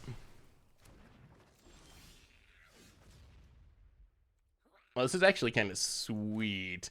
So play the land. Meet Hook. Just to get an enchantment on the battlefield. Soul Transfer, painfully. Get rid of that. Get back Corpse Appraiser. Down to 5. Okay. Only one card in hand. Only one card in hand. We might be good. We might be good. Pass the turn. Opponent adapts. Hazazon looks super sweet. Oh, Kaido. And we don't have the mana to negate. That's not good. Gonna loot. Wow, no ninja. Just straight up loots. Discards the land. Well, we might as well discard the negate. It's going away anyway. Alright, fizzle the duress. Can't duress Corpse Appraiser. Corpse Appraise. Eat a Rafine.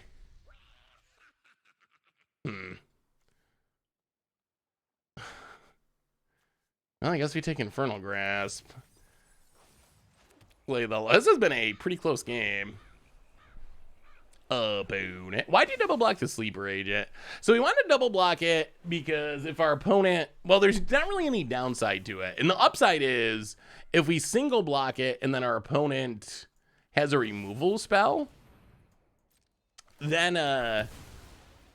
they would be able to, oh boy, cut down, doing cut down things. Then they would be able to keep their creature alive. How's the new braids? I like the new braids. Braid shows up a little bit in the deck we're playing on the YouTube tomorrow. This Kaido's gonna take over for our opponent. Discards a land. Like, we're drawing bad cards and having to keep them. Our opponent's drawing bad cards and being able to get rid of them. Although this Rona's Vortex should help if it resolves. Oh, Kaido gone. Kaido gone. Rona's Vortex, the one of. Okay. No planeswalkers, please. Play a creature. We got all this removal. Oh, another planeswalker. Okay. Ticks up. We'll discard a cut down. Well, Fable the Mirror Breaker is better than nothing. Pass the turn. Opponent. What are we doing with Lily? Plays a land. Ticking up. Sure. I'm tired of your secrets. I'll discard the land. And a Blood Tithe Harvester. Hit the Lily. Are we stabilizing? Now we could use Sol'Kanar. This is where Sol'Kanar could come down and take over this game. About it. What's the deadline to submit Clash decks? Should be able to submit them through this weekend and be fine. We'll be recording next... Off you go. We'll be recording next Thursday, but I think there'd be time through the weekend to get them down. Ooh, Corpse Appraiser is so good.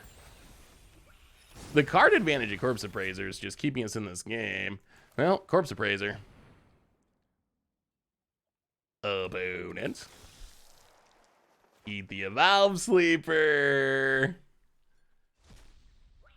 There it is. There it is. There it is.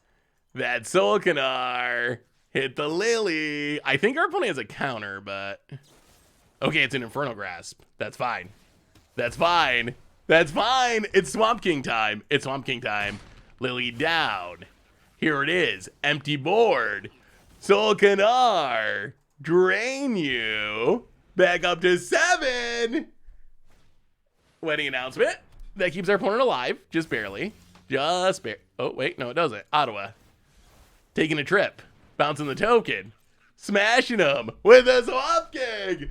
Whoo. Okay. Sol'Kanar was actually good there. Who do we email for the viewer stuff, Seth? So the official way to do it is to go to the Commander YouTube, and there's a post link to the last Commander Clash, and also in the community tab asking for deck lists. You can also just email them to any of us at our emails. First name, so like Seth, Krim, Tomer, Richard, Phil. I think it's Phil up actually, but first name at mtggoldfish.com. That's the other way. Well, all right. Do you want to try the Reanimator deck? I kind of want to try the Reanimator deck. A quick reminder that our sponsor today is Card Kingdom. If you need some magical cards, you can get them over at cardkingdom.com. So what do we learn about Sol'Kanar? I feel like, so Sol'Kanar is interesting, but the deck itself, it kind of just feels like another black deck. Not that that's bad, but both of the decks we played, they're kind of just... I don't know, the Grixis take on the black mid-range style decks. We've seen Orzhov, we've seen Jund, we've seen Mono Black, we've seen all those color combinations. So the deck doesn't feel, I don't know, particularly innovative. It just feels like the Grixis version of what everyone else is doing. Sol'Kanar itself, we got to see the good and bad. I will say the downside I don't think actually exists. The downside, when you read it, the downside of, oh no, I'm going to have to give this to our opponent, it just doesn't happen. Either, three things happen. Either we die before we cast Sol'Kanar, which happens a reasonable percentage of the time. We cast Sol'Kanar and it directly wins us the game. Or we cast Sol'Kanar and our opponent kills Sol'Kanar. None of the options end with us having Sol'Kanar on the battlefield for 4 turns and having to give it to our opponent. I'm sure it'll happen like eventually, but I don't think that that's something to really be afraid of with the card at this point. Like, not in the current format. It's just pretty unlikely. And plus, if you are worried about it, you can play a Terry, you can play the self-bound stuff we were playing, the ether or whatever bounce thing. Like, there's ways around it if that is a concern. But in practice, it just doesn't seem like it's actually gonna happen. Hey, see you, motherfucker. Thanks for hanging out. Have a good night. Let's try the Reanimator deck. We'll be making a Defender deck. Yeah, Defender Tribal is on my list. I haven't actually started work on it yet, but it is very high on my list of archetypes to build. Well, let me see halfway. A quick reminder that our sponsor today is Card Kingdom. If you need some magic cards, get them over at cardkingdom.com. Ooh, some Odric action, eh? Green-red creature ramp. I do want to play a Silverback Elder deck. Silverback Elder does seem like it could be pretty strong.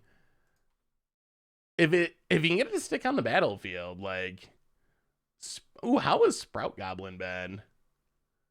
When I first saw Sprout Goblin, I thought it was busted because I thought you ramped it on the battlefield. Then I realized it's okay, but it's not actually busted because you just put the land in your hand. That looks sweet though, Halfling. I like it. All right, so this deck. This is Naya Reanimator. The unique part about this is Naya's not typical reanimation color. So what's this deck wanting to do? Well, in the early game we stay alive. We discard cards to Cathartic Pyre, Enfable the Mirror Breaker, in Elder Dragon, we're the big new addition to the deck. We're hopefully discarding Titan of Industry or Sanctuary Warden, and then Evoke Justice puts him into play bigger and better than ever. And that's essentially, that's it. That's all that's a plan. Goblin is incredible. Ooh, what Goblin? Should I email you the Merkle list, even though it's in your DMs, just in case? You can if you want to, just to have a reminder. But I do remember that one. No Rith. So no, this is another infamous small Japanese tournament deck. So I didn't actually build it. Rith, I don't think Rith would be very good. The problem with... Oh, the Goblin is incredible. I gotcha. Sorry, Evelyn. Just distracted. It's nice to be able to sack the lands, I think. That seems nice. Can we vote for the next deck? What do you want to see next, G. Marcello?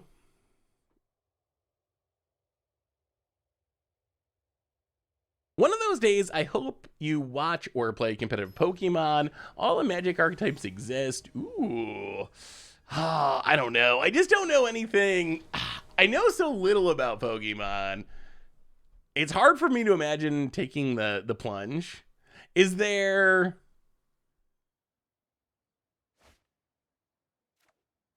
How is the digital Pokemon client?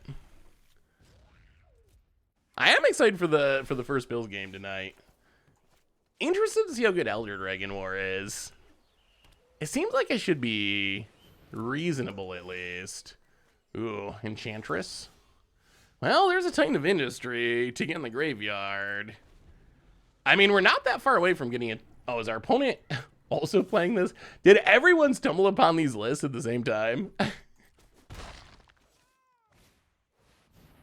Oh, they are. They're playing the same exact deck as us. Why did everyone start looking up infamous small Japanese tournament decks in just the last day? Yeah, I mean, I guess we just untap. Spirited Companion, draw a card. Play the land, pass the turn. You can get any Pokemon you want and have any move you want and have any team you want. Ooh, interesting. I have not played any Pokemon. Is Pokemon Showdown the digital? Well, this Elder Dragon War is actually going to be kind of great. Yeah, Elder Dragon War. Start on level 1. Sweep them away. Opponent. And now, in theory, we should be able to get a Titan of Industry this turn, right? Well, our opponent gets a Titan of Industry this turn. Land. Is this... Oh, boy. The downside of being on the draw. Opponent. Invoke Justice. A Titan of Industry. Yeah. And now we lose. The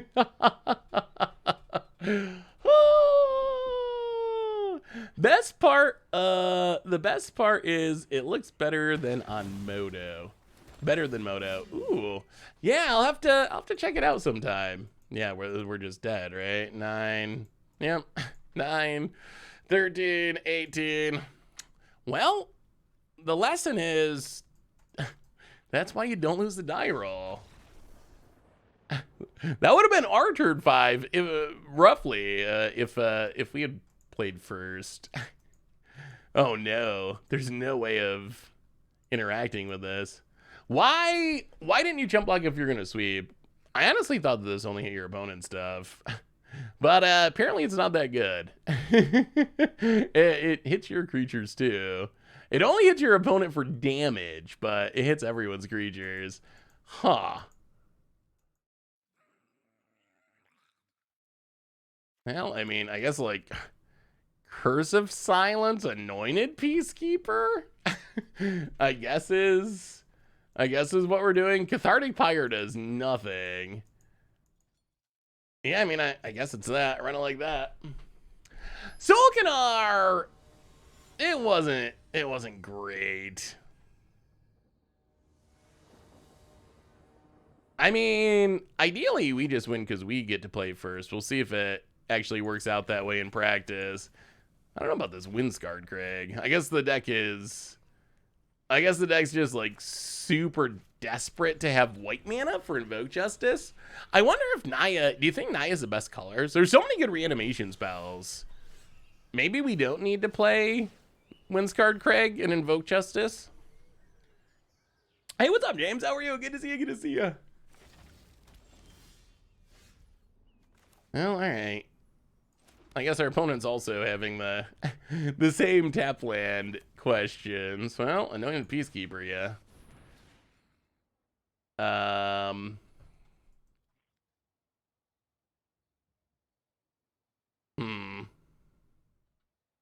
I guess we gotta name Big Score, else they just ramp into the Titan of Industry.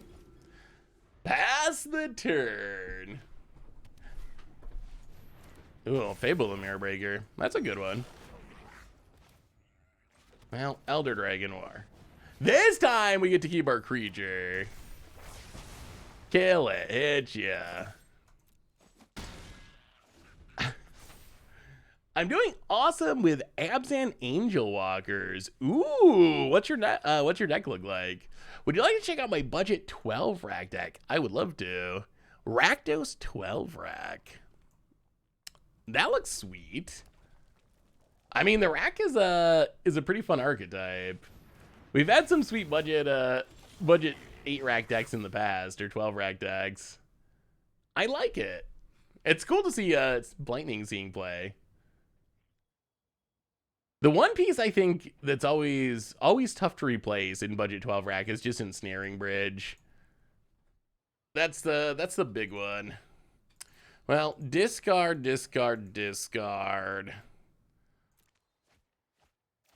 Draw. Okay. Yeah. That's the worst. Okay, the worst hand we've ever seen. Probably the worst that ever existed, honestly. Oh boy. Oh boy, that's the full house. The full house of uncastables. Oh, opponent's going to reanimate and we're gonna die. Opponent. Yeah, opponent had all the Fable of the Mirror Breakers, and we hit all these Dragon Sagas. Opponent goes to combat. The opponent thinks about attacking, does attack. Well, I mean, we'll block. Kill it. Sanctuary Warden. Yeah, I'll play Wandering Emperor.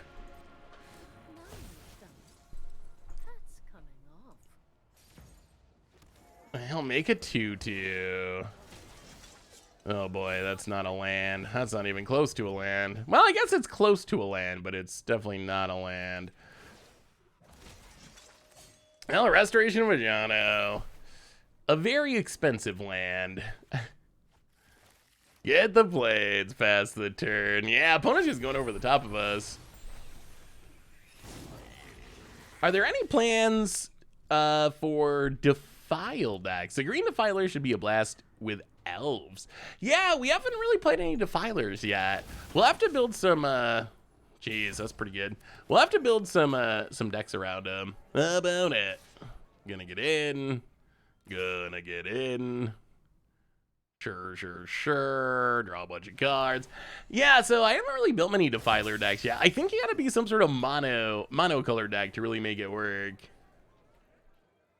Well, they kill the Emperor for now.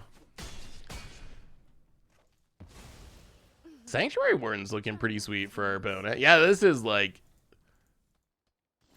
maybe the same exact deck that we're playing. Well, discard Elder Dragon War. Get back Spirited Companion, draw a card.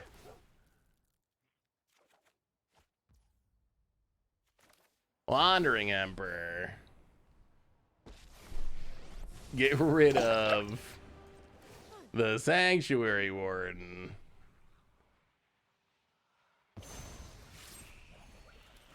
Curse of Silence, you. Not sure what we name here, though. 1, 2, 3, 4. Is there anything worth naming? I guess we could name the reanimation spell. I guess maybe just big score again. Just keep taxing. Opponent will not cast this big score. We might not win this game, but they will not cast this big score no matter what. It's a moral victory. The Tony back. Opponent has Wandering Emperor. Welcome to the Fishbowl. Thank you so much for your subscription. Big super here. Thank ya. Opponent going to eat our stuff. Do some blocking. The Elder Dragon War is good against the small stuff. Not especially effective against a board full of Sanctuary Wardens. The Sanctuary Wardens are the real issue here. Opponent plays a land, gets to copy it. So that's kind of the issue. Like, killing the other stuff doesn't do that much if our opponent just has a 5/5 card advantage engine going. Plus, we have a million Invoke Justices, which can reanimate any permanent. So if we really needed Elder Dragon War for some reason, we can actually get it back. McIntyre with the gift sub to Security. Welcome to the Fishbowl. Thank you so much for your subscription. Big super for you. Thank you. But I mean, if we blow up our entire board and they have Sanctuary Warden, we still just lose, right? I feel like we lose in that scenario.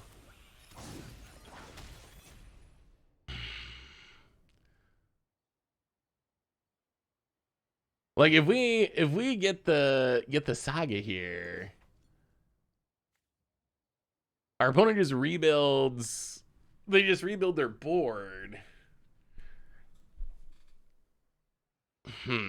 Yeah, I don't know what we do here.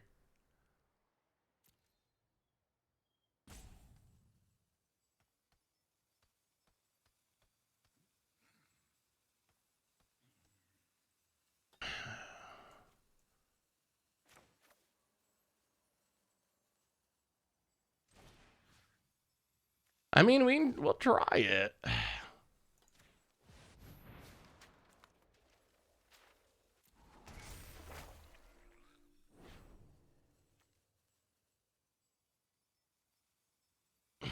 All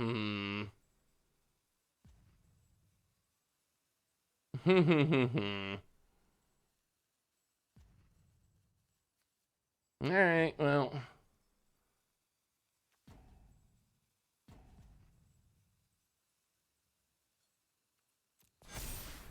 Put counters on things.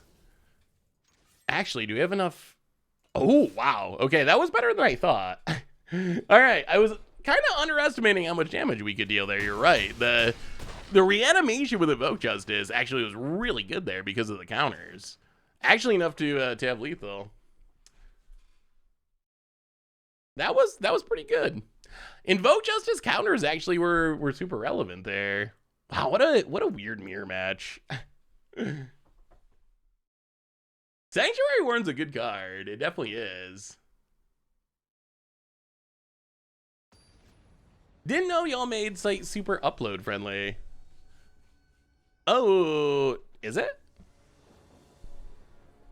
Had 4 Nyx Blooms last night. Yeah, Nyx Bloom once you get going is super sweet. Well, okay. We got some redraws. Redraws are good.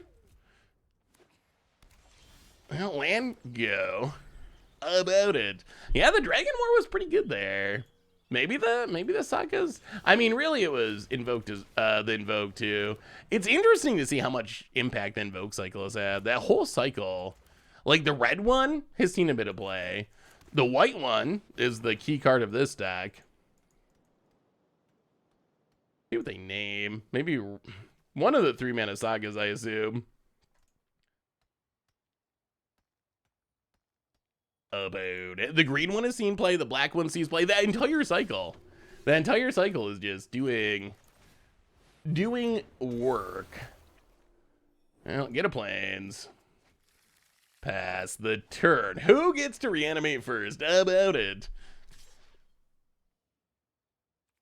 I feel like there could be a mono green deck.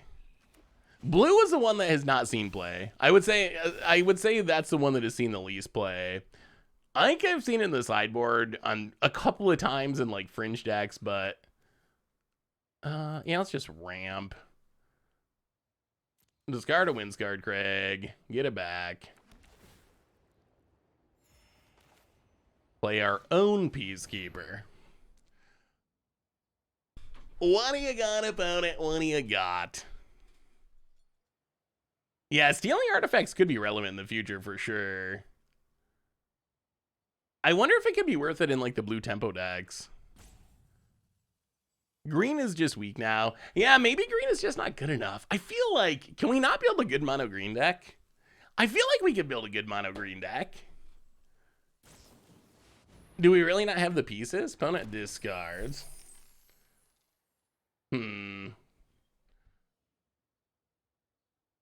Well, let's name, I guess,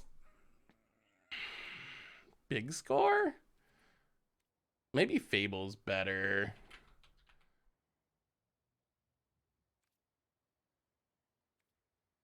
Actually, we can just shut down the Wandering Emperor. Let's shut down the Wandering Emperor. That makes it hard to cast, and it's going to tax it on the battlefield, which double trouble. Maybe we'll try to pull one together. I could see the black decks being a problem just because they're going to kill all of our stuff. Like, that would be my biggest concern. I feel like the green card pool is probably good enough. But how does it line up with all the black decks? Do you think that Sloggark is playable now with Windgrace? Well, flip our Saga.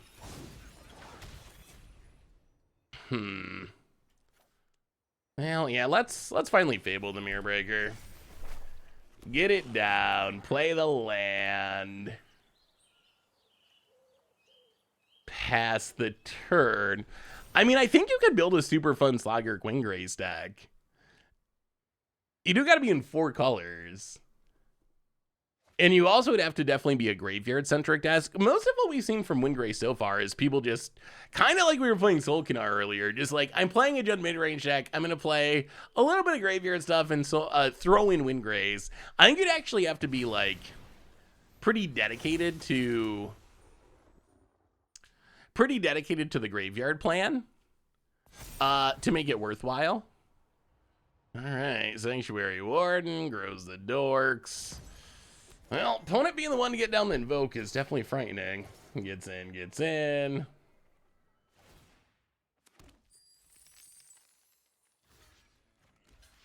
Well, kill the Peacekeeper.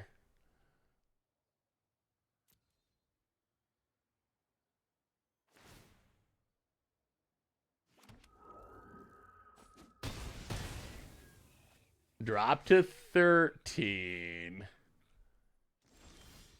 Well, there's a Titan of Industry. Can we hit the reanimation spell? That would be super huge here. Discard. Reanimation? No. No. We hit our own Sanctuary Warden.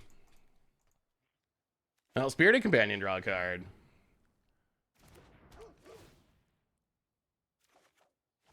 Sundown Pass. Pass the turn. Kill the Sanctuary Warden. No more reanimation, please, opponent. Opponent flips. Tamiya with Urza assembles a Titan. Sweet. That's something I just kind of stumbled on recently. Opponent combat. Attacks. Well, Wandering Emperor.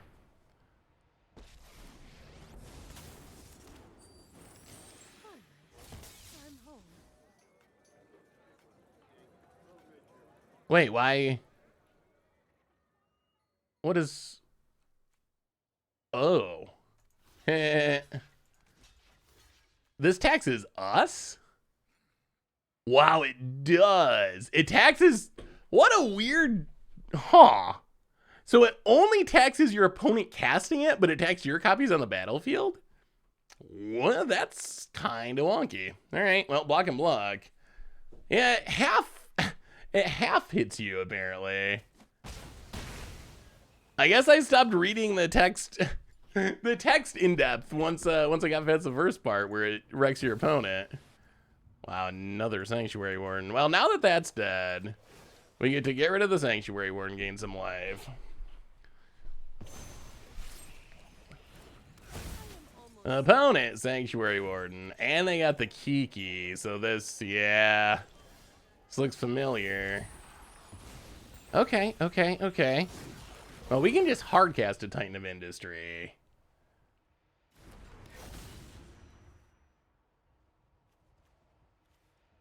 Blow up an artifact, make a Rhino.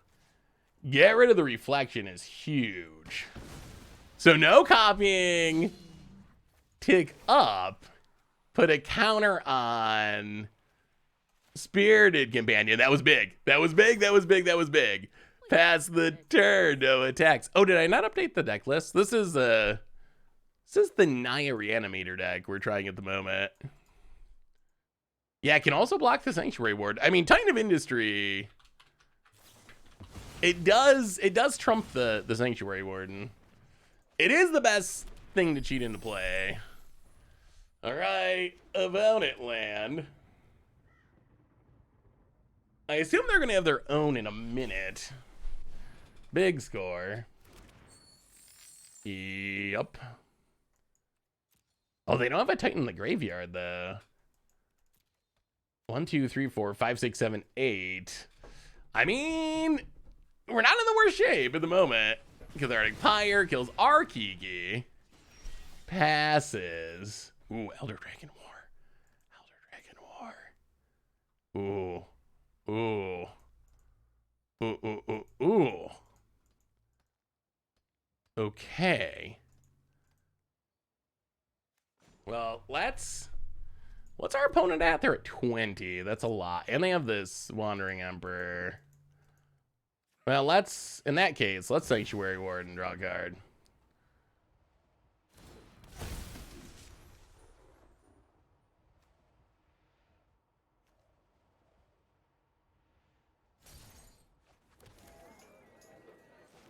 Play a land, Spirited Companion, draw a card. What a wild match. Was Sol'Kanar good?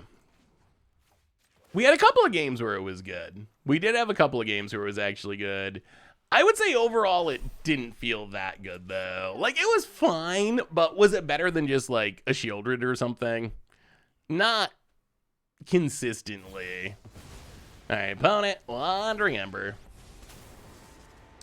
Do you think Dark Depths, Hypergenesis, and cantrips like Ponder would be unmanned in Modern? Hypergenesis could bring Sneak and Show vibe to Modern.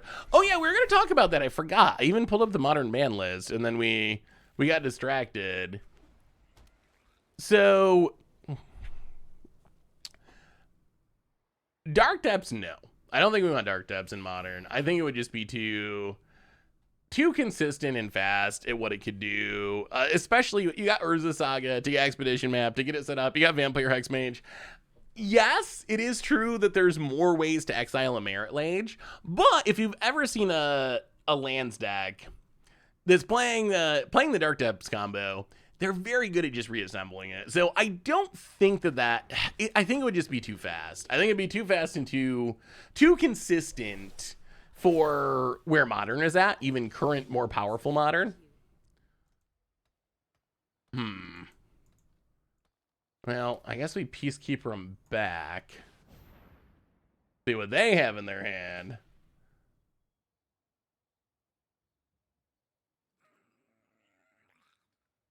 Name the Wandering Emperor again.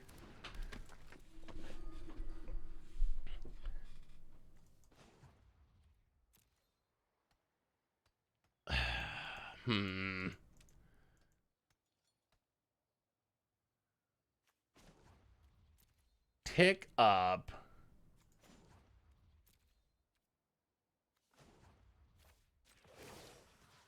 On this.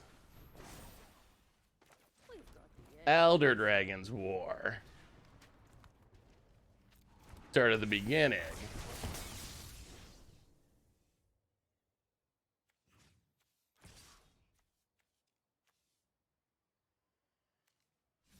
Is it even worth attacking?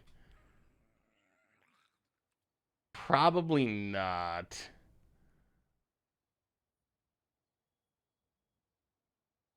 Well, maybe. Yeah, let's do it. Attack, remove a counter.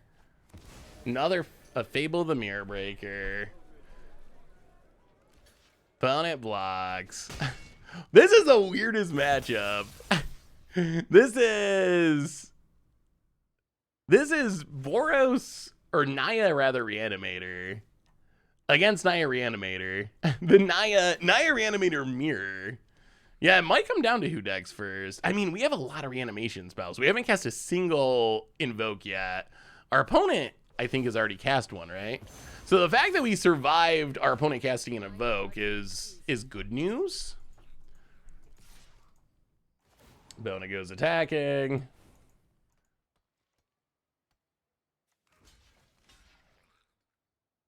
Block with Titan of Industry.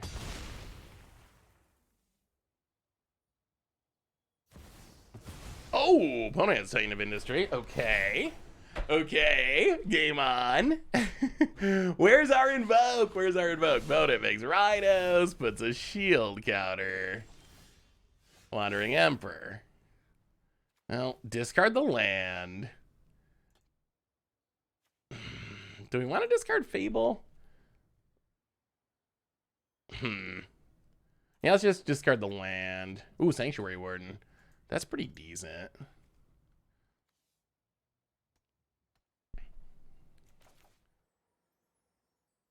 Yeah, play Sanctuary Warden.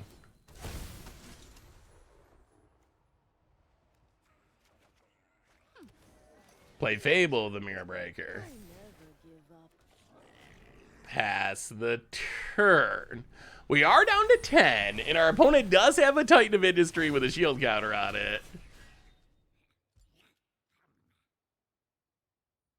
I am curious about trying to make a Maestro's Ascendancy deck with a Rakdos Legend that makes elementals every turn in Jadar. Ooh, that does sound pretty sweet. All right, opponent's gonna kill Wandering Emperor. That's fine. Little do they know we drew another one. Never-ending Wandering Emperors.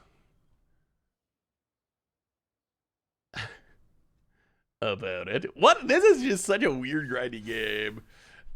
So make a dragon.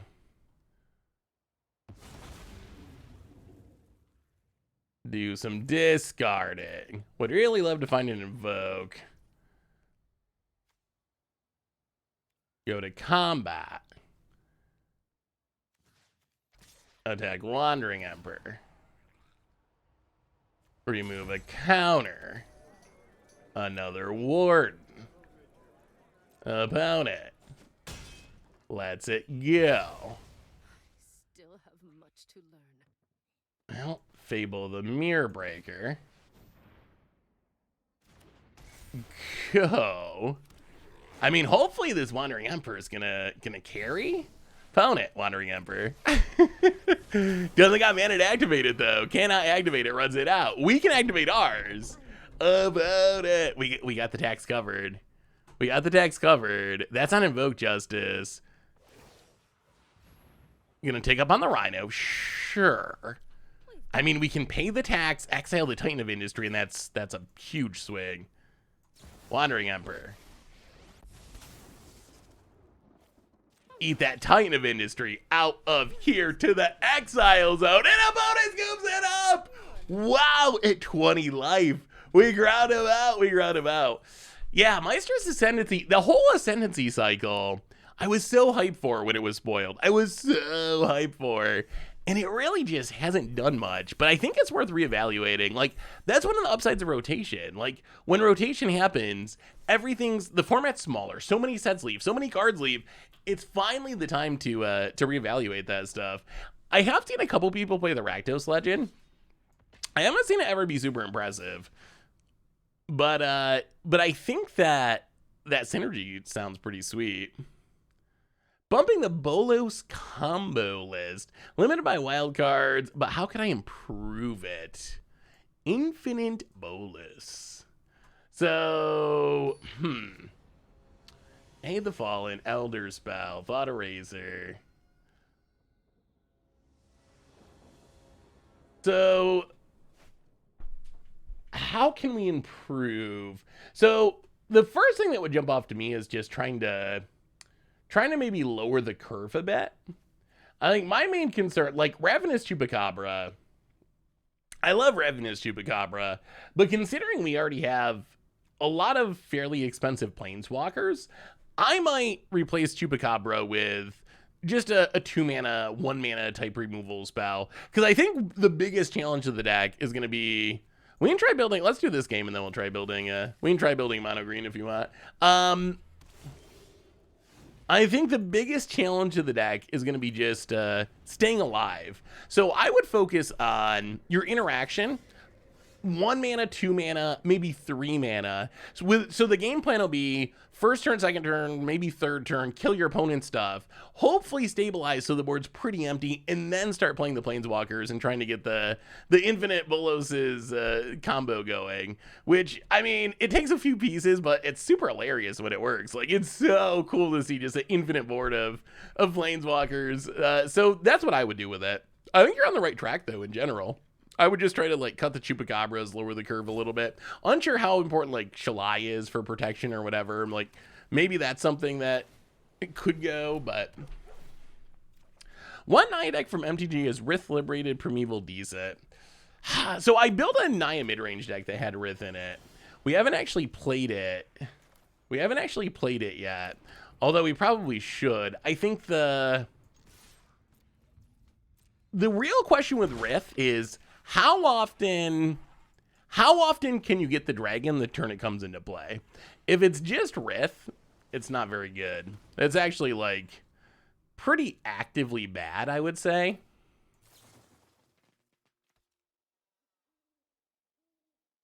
Ugh. How big of a concern are counters? Probably relatively big. Okay. Opponent passes. Well, kill the Ledger Shredder.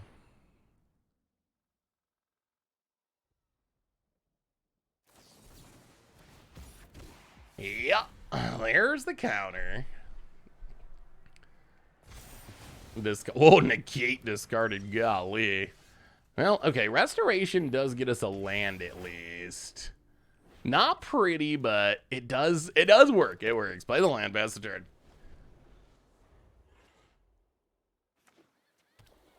Yeah, so what do you think the best way is to turn Rith on? I think it's got to be Broodmate Dragon mode for it to be good. Have we ever had an example of an excess damage card that really worked? It feels like excess damage has been tricky to... Oh, we should have put a stop. Should have put a stop. Oh, and we whiffed on lands again. Oh, what's our game plan now? All right, Wandering Emperor. Opponent. Wow, resolved. Kill the Ledger Shredder? Okay. Well, I guess that actually worked. Passed the turn. I was not expecting that to work. Bull. Yeah, so the challenge too is like, if you gotta have extra mana, yeah, I was not expecting that to go nearly as well as it did. If you gotta have extra mana, that's also a challenge. Like, if you're trying to, like, cast a burn spell and then Rith, you gotta have 6 mana, 7 mana, maybe even more mana than that. So you gotta take that into consideration too. So we gotta try to figure out, like, how do you get the dragon token? When it's 8 power, oh, it's so good. So good. But when it's just Rith, it's kind of a little sad. Well, play the land. So we got to Invoke Justice.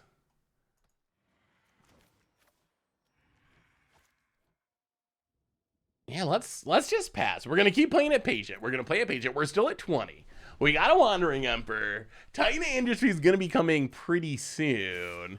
If our opponent's got a counter, they might spend it on this. Wandering Emperor.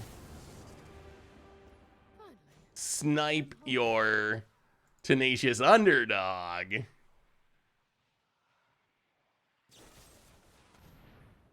Wow! Desperation move. Spends a Void Rend on their own Tenacious Under. Okay. Well, let's tick up on Spirited Companion. Remember your Play the land.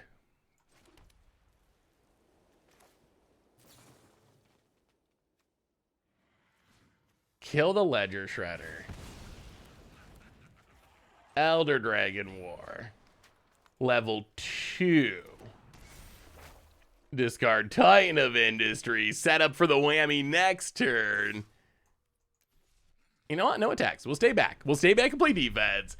The reanimation's coming. The reanimation's coming. First time tuning in live stream, watching all your YouTube videos. Keep up the good work. Hey, welcome. Ace Kira. Good to have you. Welcome, welcome, welcome. You think Rith is just a commander card?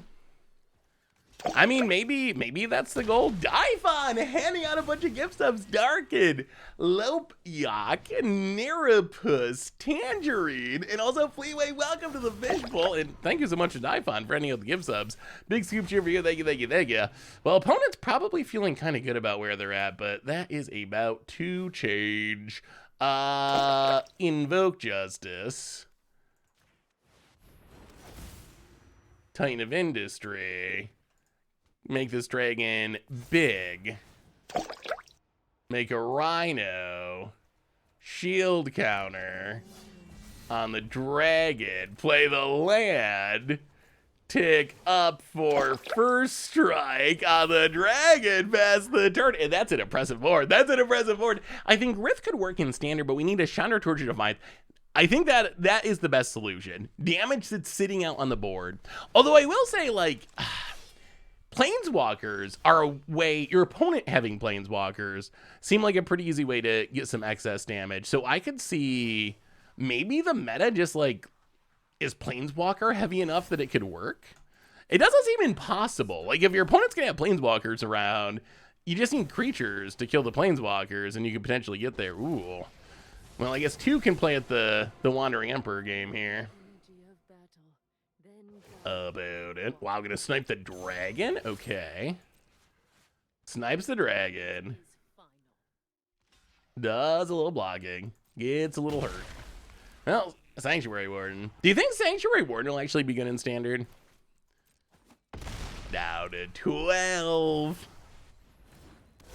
Like, is this just a reanimation target, or can we just play Sanctuary Wardens? It is a sweet card. I mean, it protects itself, it draws cards. It seems like the kind of card that should be at least a little playable. Opponent good news, but conniving. I mean, doesn't our opponent just lose on the backswing, though? Like, sure. Sure, kill our Wandering Emperor. We don't care. Kill you. Yeah, I guess Miuk is probably their only real out and about it. Dud, dud, dud. Is Sol'Kanar the Tainted good, actually? The ultimate question, I kind of feel no, which is such a shame. Yeah, that was the first deck we played. We played 2 different Sol'Kanar decks. It was okay. I came away from it feeling okay. If someone asked me if it was good, actually, I would... I don't think I would answer yes after playing it. I think it's fine, but from a like competitive optimal perspective, I don't know. I think it might be on kind of like the Rith level. I think maybe it's better than Rith. Rith, it seems like you take extra steps to get to actually make it work. But I think it's probably more of like an okay top end threat rather than an actively good, powerful finisher.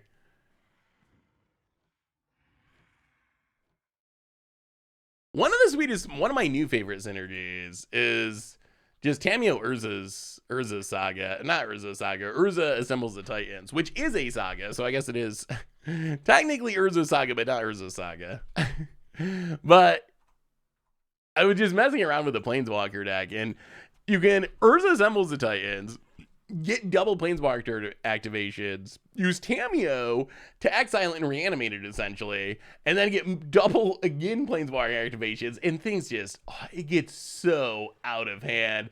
I'm really thinking this card could actually be pretty good. I wouldn't be surprised if we end up with a Super Friends deck in Standard at some point. I feel like there should be a Super Friends deck in Standard sooner or later. Like, maybe we're not there yet. Maybe we need another set. But there's a lot of pieces. We got payoffs. We got good Planeswalkers. We got, like, Broker's Ascendancy. And it gets around, like, Meathook Massacre, which is a nice little bonus to not have to deal with your opponent's Meathook Massacres. Probably should have sideboarded, shouldn't we have? I mean, who needs a sideboard when you got Titan of Industry? Could Sol'Kanar be good as a commander? I mean, it could be fun as a commander. Hey, see you, Tayuka, buddy. Thanks for hanging out. Have a wonderful night. Good weekend. We'll be back on Tuesday for our next stream to have some more fun. I mean, we're definitely going to have...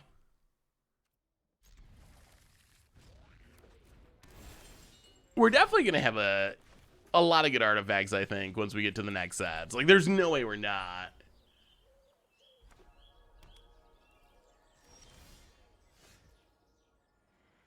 Wait, what's up, Typhon? I'll play the land.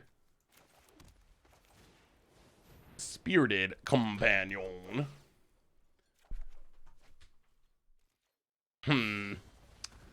Oh, so we could do some reanimation. That'd be sweet. Even giving thanks is lost. I'm confused. When does the next set drop? Beginning of November. This set, like, just dropped. So we have, well, the next standard set beginning of November. In between, we have the Warhammer Commander decks. We have Infinity. But those are not standard or on Arena. Well, I mean, yeah, let's just Restoration. Snag a Plains. We don't have any reanimation yet anyway. Isn't Brothers War the core set replacement of this rotation? Do we actually have core set replacements? I know people have been saying that about Dominaria too, that it's like a core set or something, but I am not under the impression that we have core set replacements and that they're just pretty much gone.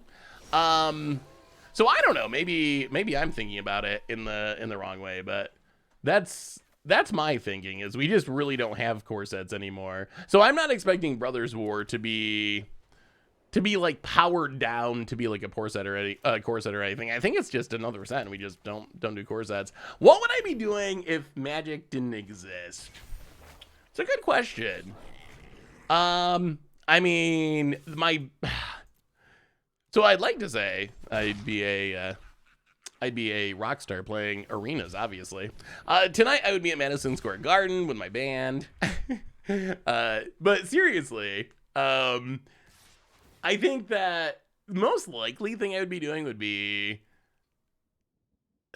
boy. So if Magic never existed and I never started doing Magic stuff, I probably would have went to grad school for some sort of social work type thing and be doing probably some sort of, like, I don't know, counseling, therapy, something along those lines, trying to help people in some way. Like that would have been the most likely thing. If current me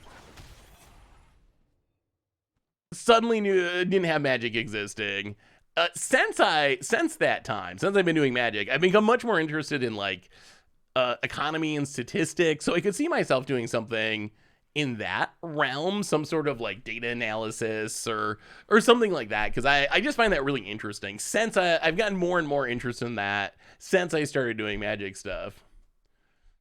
I have a bachelor's degree. I don't have a graduate degree. When I started doing Magic stuff, it was right around when I finished my bachelor's degree, and I was considering going to grad school, but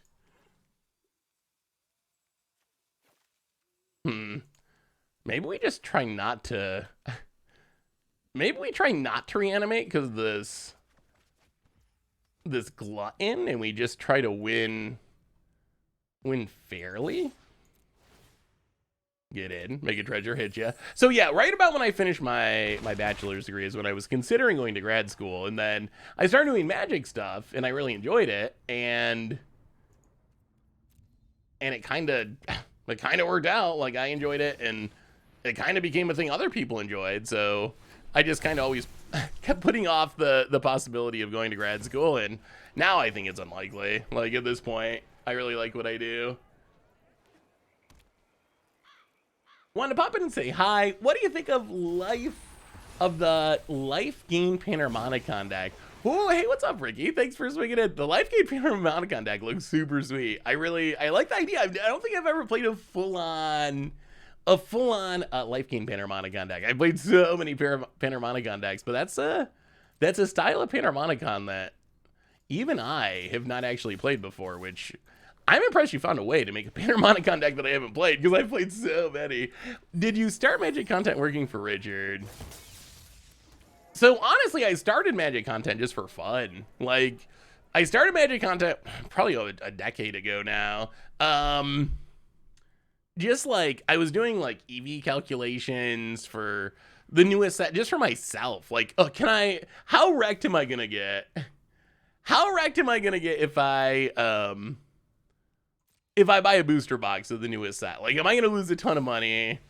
I was like, just, finishing college, didn't have any money, didn't want to waste a ton of money buying a booster box that I knew was just gonna lose me a ton of money. So I used to just calculate stuff like that for fun, and eventually I started posting it on Reddit, and that's how I ended up meeting Richard. Is he saw some of the Reddit posts, and it just kind of worked out that he was doing Goldfish, and Goldfish was gonna do content, and it just kind of went from there and became a thing. Is it worth Elder Dragon Warring? Probably not. Yeah, let's just Fable.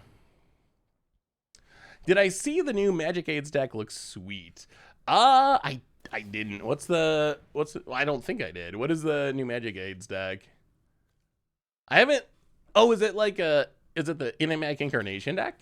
I saw that there was an Enigmatic Incarnation deck. I didn't actually see the deck list or any of the details. How different is it than the Enigmatic Incarnation decks that have been floating around? Like, we've played Enigmatic Incarnation and Pioneer a few times, and they've been floating around as what's the twist? What's the twist on it? There's gotta be a twist of some kind.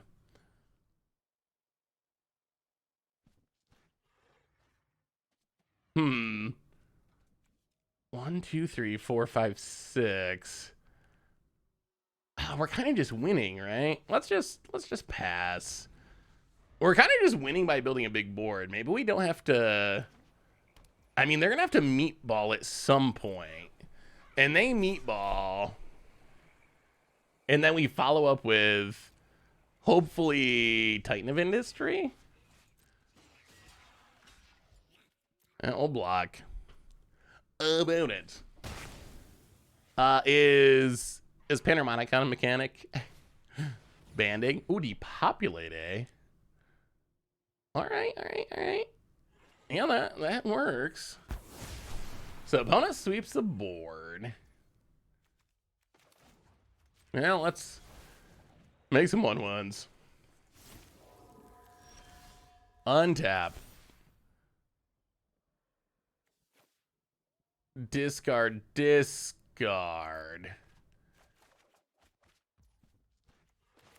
Invoke for Sanctuary Warden. This should be lethal just from the pumping, I think. Game on Esper. Opponent negate. I got bad news, opponent. I got bad news. There's more where that... Oh, that's not what we wanted to collect. There's more where that came from. Sanctuary Warden. Invoke. Target us.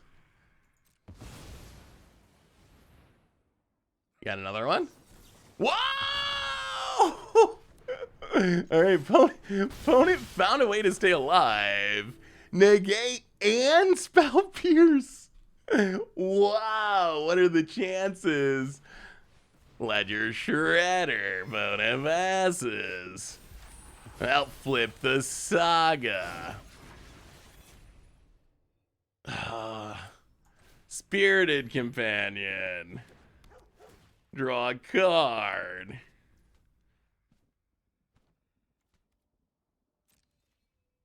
Pass the turn. We don't really want to flip the Shredder.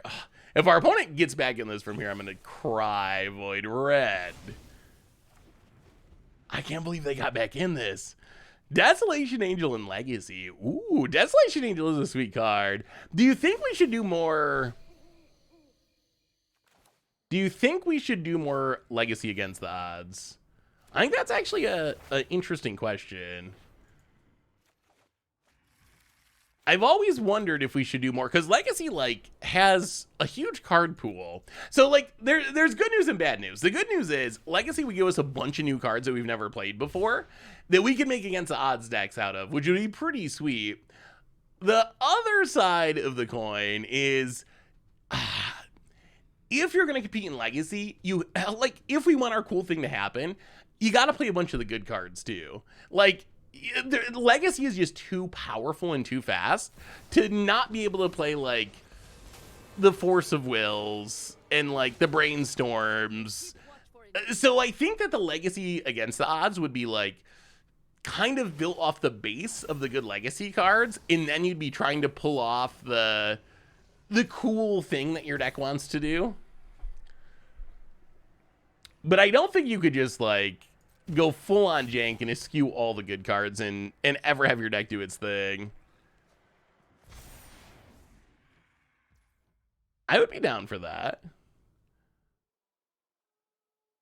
Well, let's... Jano the Ledger Shredder.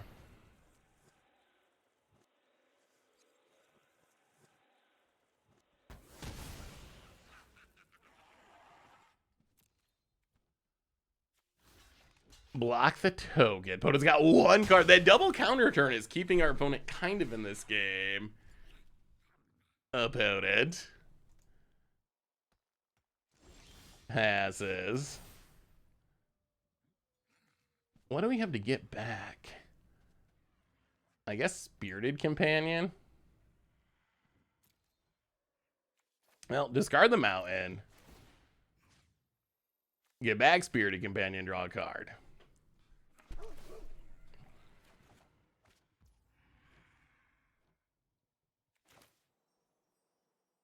Still don't have the green mana for Titan of Industry, which is ridiculous.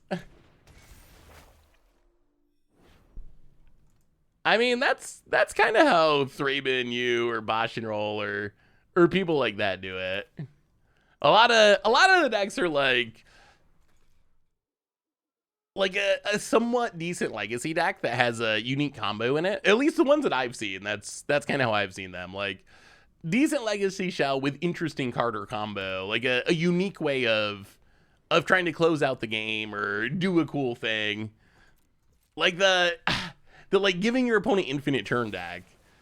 Like most of the deck is a good, like a reasonably good Legacy deck. Like it's a reasonably effective, solid Legacy deck. But then you have this like ridiculous combo that couldn't happen any place other than Legacy to actually be the way that your opponent dies. Well, all right, opponent, I'm gonna get Raffining. We're gonna try to get rid of Raffine. Did you draw another counter? Wandering Emperor. Get rid of Raffine. Pay the ward. Gain some life. Fizzle it. Take the beats. Can we find a greed source? Opponent. Another Void Rend. All right, opponent's out of action. Out of action. Plays the Geist. Makes a Samurai. Ooh. That's not a green source, but Sanctuary Warden is good. Run it out. Draw a card. I think we might be getting there. Invoke. Elder Dragon War.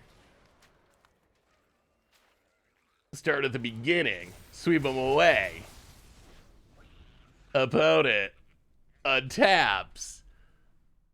Death? Death? Death?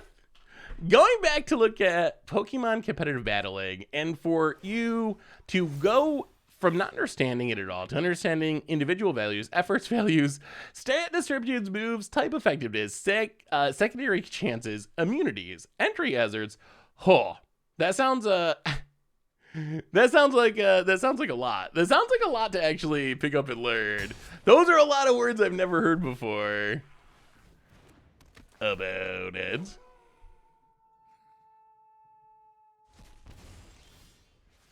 Well, I think this is finally the end of our opponent. GG. And that was a grind, but we managed to grind him out just barely. I mean, the deck feels pretty decent.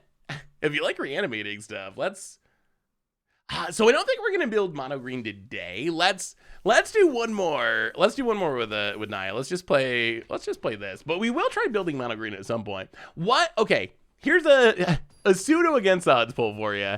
What defiler would you most want to build a deck around? Let's say we do a stream where we try to just build a deck together around something. What defiler would you be most excited about? What would you pay to beat black? I think, and there's gonna be a video. I've already been talking about this deck. No one's gonna watch the video now because I've been talking about it so much. But if you want a budget deck that I think is actually really good against all the black decks, I really suggest Mono Blue Tempo. I think Mono Blue Tempo is Mono Blue. Counter your stuff, Curious Obsession, Shenanigans, Blue Defiler. So how was Sol'Kanar? Sol'Kanar was very okay. We had a couple games where it was good. We had a lot of games where we couldn't actually get it on the battlefield. I don't think it's revolutionizing standard or anything, but I think it's better than I gave it credit for. I think the truth is in the middle. I don't think it's as good as that Japanese tournament made it look, where so many people were playing 4 Sol'Kanars. That seems like a bit of a stretch to me. I don't think it's that good. On the other hand, I don't think it's as bad as maybe I was thinking it was, which was straight up unplayable. Ooh. That's gonna be an issue. Well, discard this. We're gonna need that Red Saga like now. Cathartic Pyre.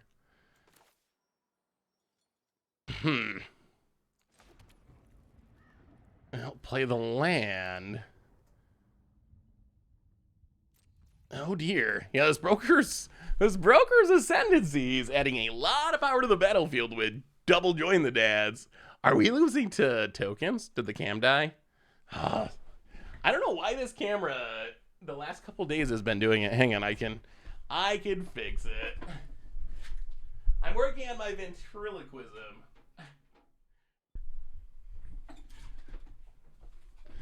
I did figure out how to fix it though, at least. Haha, I'm back. Yeah, I don't know why, just the last couple days, the cam has randomly been freezing. All right, opponent, what do you got? I know. Has there ever been a frozen face that didn't look funny though? I feel like the frozen face is 100% to look funny. Oh my goodness, I was telling you that that Bear's friend. Bear always goes and hangs out with a friend, usually while I'm streaming. He had hip dysplasia and had to get surgery. And it went well, and it's gonna be great in the long run. But it was so funny. This surgery, I didn't even know what this was. I had to check on him yesterday. The surgery, they just chop the bone off. Like there's where your hip is, there's a bone that holds all that together and holds your leg together. They just chop that bone off, so there's nothing attaching the leg to the hip. And the poor little guy was walking around and his leg was just flopping like a tail. Like it really was just like blowing in the wind because there was nothing There was nothing holding it on. And I guess the idea is over the course of the next couple months, after he gets his stitches out, he walks on it and builds up the muscles, and that's going to hold it into place. But it was the weirdest dog thing I think I've ever seen. So strange. But apparently, hopefully, in the long run, it's gonna pay off. Well, the Elder Dragon were too late. How did it work out for him, Neo? Did it hopefully do what it needed to do? I'll tick up. Play the gain land. Kill a dork. Can we beat a board of 1/1s getting a counter every turn? I don't know that we can. What's the score going to be tonight? I'm actually feeling pretty confident that the Bills are going to win this. I'm tempted to say it's going to be a blowout. Honestly, the most likely outcome is probably Bills by like 4 or 5. Yeah, 4, something like that. But I almost put in like a little bet on like Bills plus or like minus 15 or whatever. I think it either there's no two ways with the Bills. Either the Bills just completely dominate a team and win by like 20, or it's a close game and they usually lose the close games. There's no middle ground. Well, let's get rid of a token. Boy, I've had to spend a lot of Wandering Emperors to eat away not very good tokens. Play a land, Sanctuary Warden. Who's the token deck now, opponent?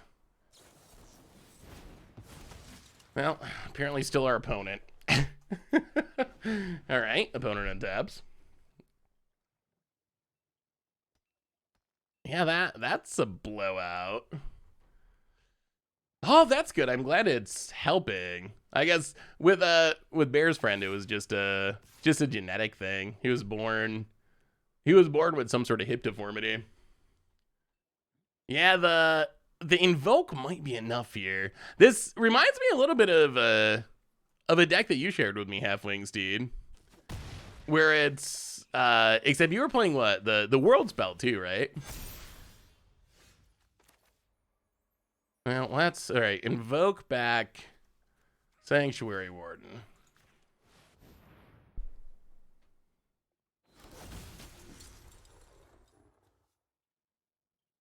So grow this. Grow that. Remove a counter.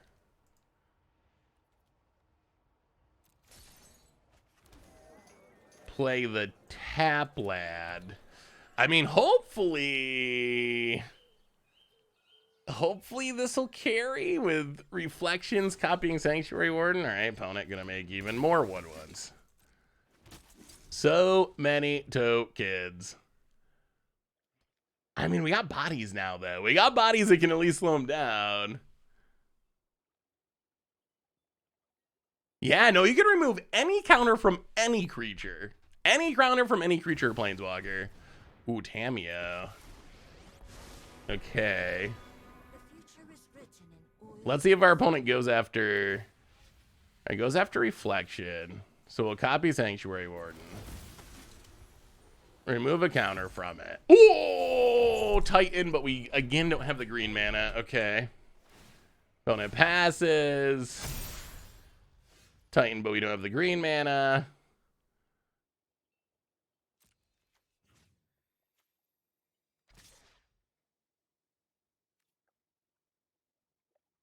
Oh, we're just... Oh, this isn't right. Yeah, we're just not going to be able to do it. Wow. Well, I've gained a new respect for this broker's charm. Broker's Ascendancy. Our opponent's deck this game would have went so differently if they didn't have that. They've been doing like so little. I mean, I guess they ran out of cards very quickly, and then their top decks were the counter and the Tamiyo, which were pretty big. Is there any way we can get out of this, though? Or are we just dead?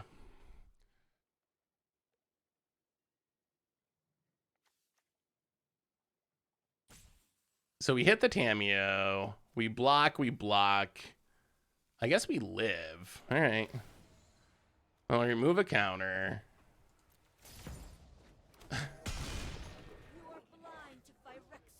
Play a land. Elder Dragon War.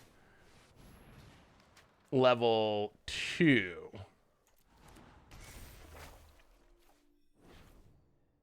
Discard a Titan and a Restoration.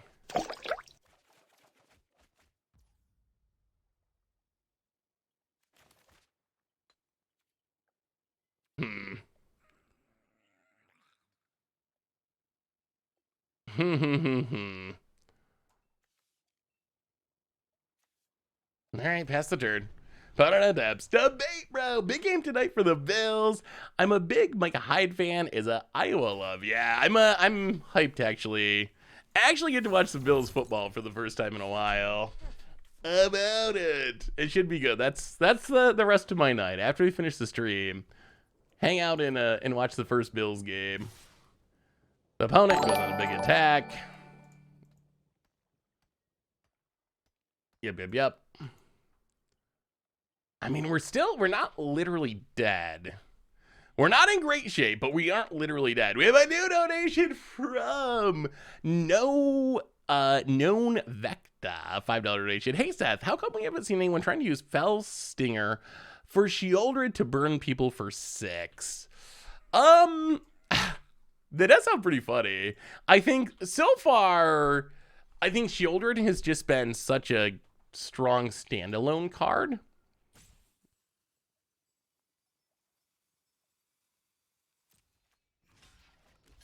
Shieldred has been a strong enough standalone card that people haven't really felt the need to have to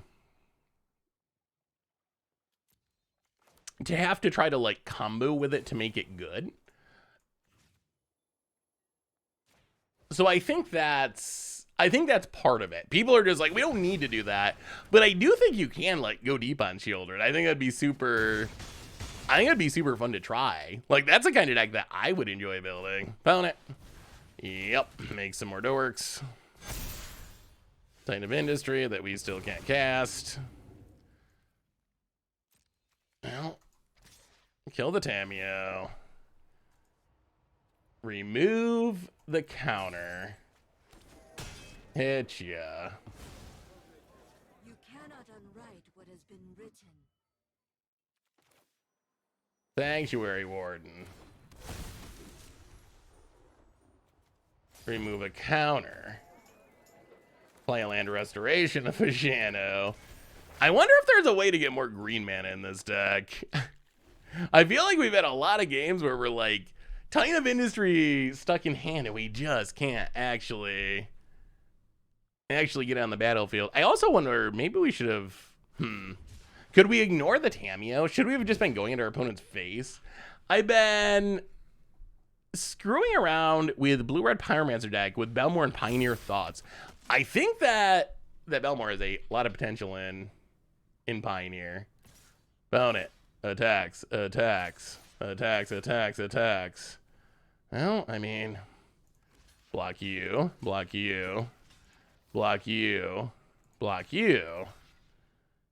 Drop to 2. And opponent made so many big bodies and it just did not matter. Well, that actually made me feel pretty good about our deck. I'm surprised we were able to win that. I don't even know if we change anything. Yeah, run it back. Have you considered Falco sagas with the new saga editions? Ooh. So someone pitched me on the Falco idea. The only challenge is Falco requires you to remove counters from creatures you control. So it's not that easy. You gotta like have Falco and then have Zur to like turn your sagas into creatures, and then Falco in Sanctuary Warden can remove counters. So that's kind of like what I got stuck with, was eventually getting to the point where I was just like, there's not enough synergies to remove counters from sagas. You remove counters from creatures, but there's very, very, very few ways, almost no ways, to remove counters from sagas. So if we could figure out a way to do it, I think it'd be hilarious and be awesome. Yeah, but you got to go through the extra step of like somehow turning them into a creature first, which is a bit of a challenge. I will say Sanctuary Warden feels pretty bomby. Like, this has just felt, and we've mostly been hard casting it too. It's not like we've been doing some like shenanigans where we're reanimating. Usually we've mostly just been casting it for 6, and it has felt very powerful. 2 of them seems even better about it. Yeah, Falco Zur Sagas is sweet. I'm hoping we get like another.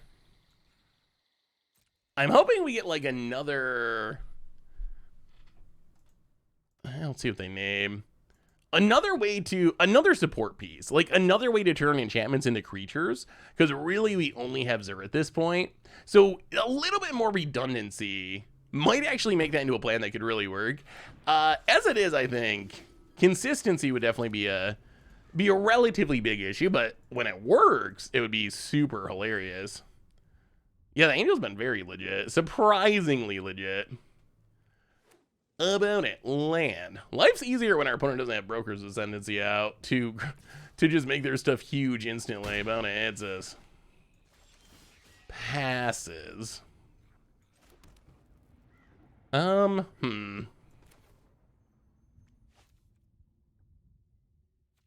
Elder Dragon War.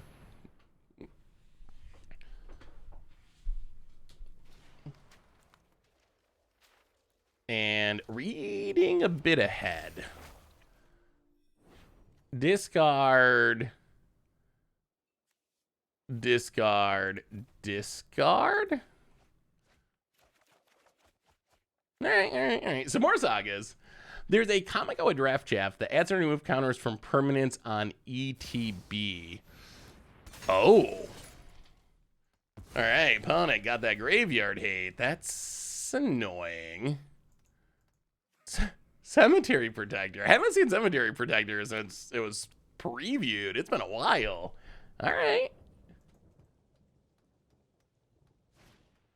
And a King Darian. Well, our opponent might be getting us this game. Jeez. Whoa! Oh yeah, we're super dead. We just have no answers for this. Wow, that was impressive. Cards and graveyards can't be the target of spells or appeal. Wow. All right, so opponent, I don't even know what what is our opponent doing? Whatever it's doing is crushing us. Warren got a huge boost from Vanishing versus Rotating. That's true. Although it does line up kind of poorly with... Yeah, we just have no... I mean, I guess Circle of Confinement is our sideboard for this. That's better than literally nothing, which is where we were before. So Circle of Confinement in. What do we go down, though? Maybe... Is Restoration of a Jano not good? I wonder if this deck wants more green mana. Like, we have the Triome, and that's it.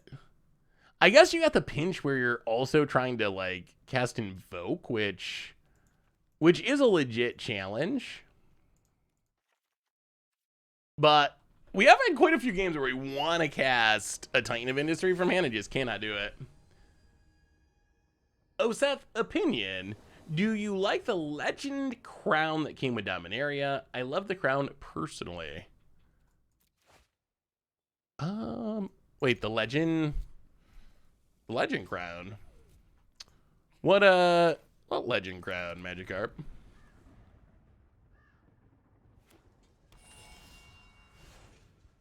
All right, Invoke. Well, play the land past the turn. Fable the Mirror Breaker's good. Opponent. Going to join the dance. All right, well, land and Fable the Mirror Breaker. Go. Froze again? Oh my goodness. Boy, I'm gonna have to look into this. Twice in like 20 minutes. This isn't even a long amount of time. I blame Bear. I think it's got to be Bear's fault in one way or another. It's got to be. It's got to be Bear's fault. Oh, and now I'm a memory card. Boom. All right, we're back again. Discard Wandering Emperor and Cathartic Pyre.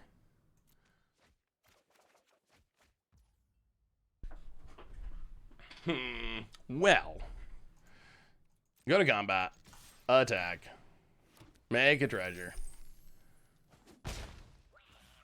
play a land, invoke, get back Wandering Emperor.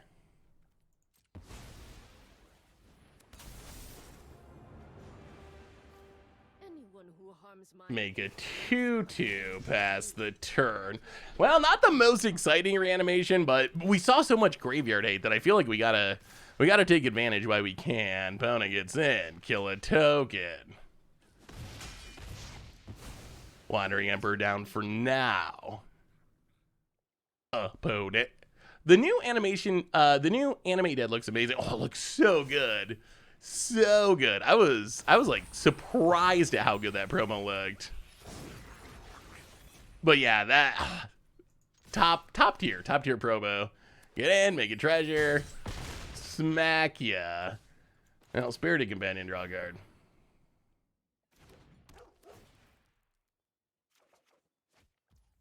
Land, Spirited Companion. Draw another card. Well, maybe the 6/6 Goblin. Maybe that's enough. Maybe that's enough. Mountain, go. What do you got, opponent? Ottawa to bounce the 6/6. Okay, that's removal. That's technically removal. 4 is for about it. Opponent needs something a little more impactful. Denick, okay.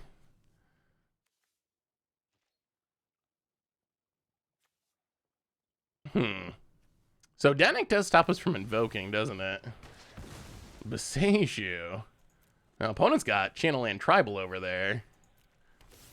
We could use Sanctuary Warden. That would be nice. All right. Well, that's not a Sanctuary Warden. Yeah, so we can't even cast that. Well, let's play Fable the Mirror Breaker.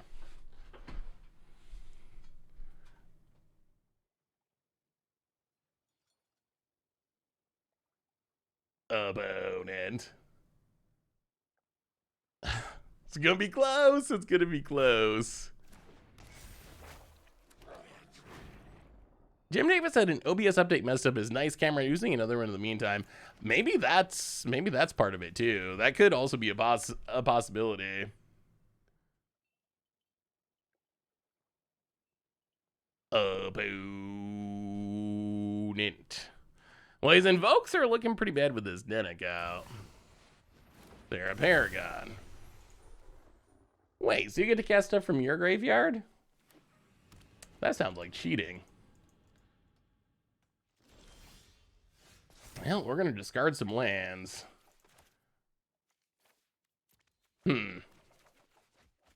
Okay, circle of confinement. Gotta get rid of this Denick.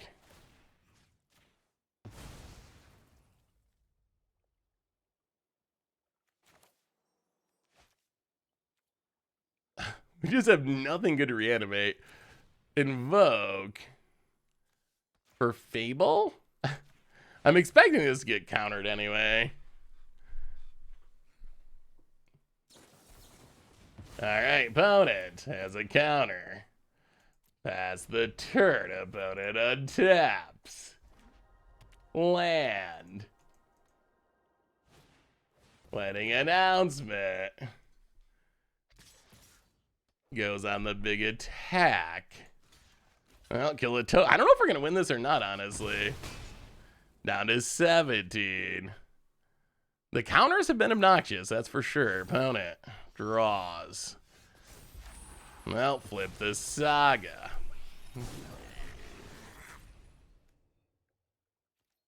Get in with a Goblin.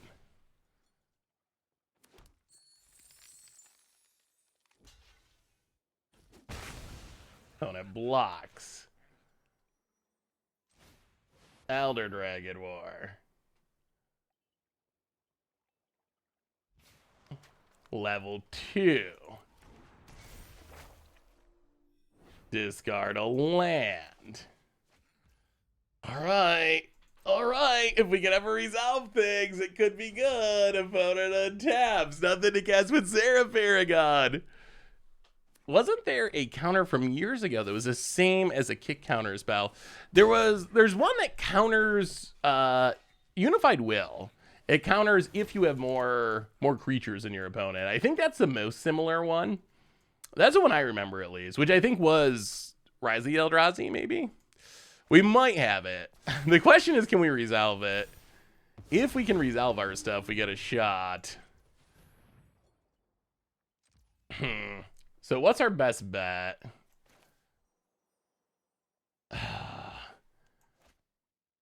So many counter problems. Well, Titan of Industry. I got the feeling they're going to counter it, though.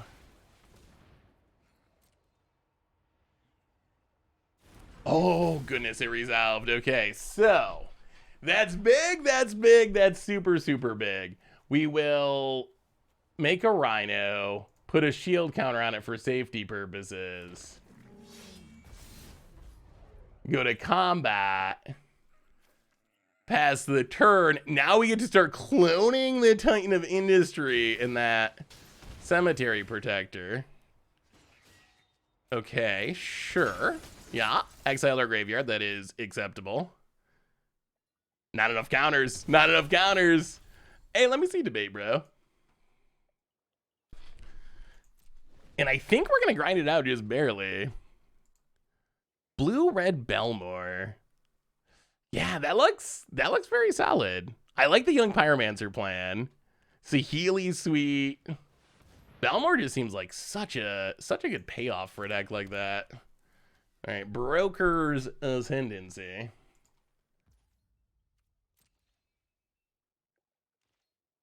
Well, okay.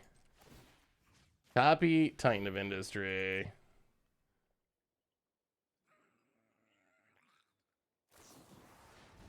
March of Otherworldly Light. Well, make a Rhino, blow up the Ascendancy.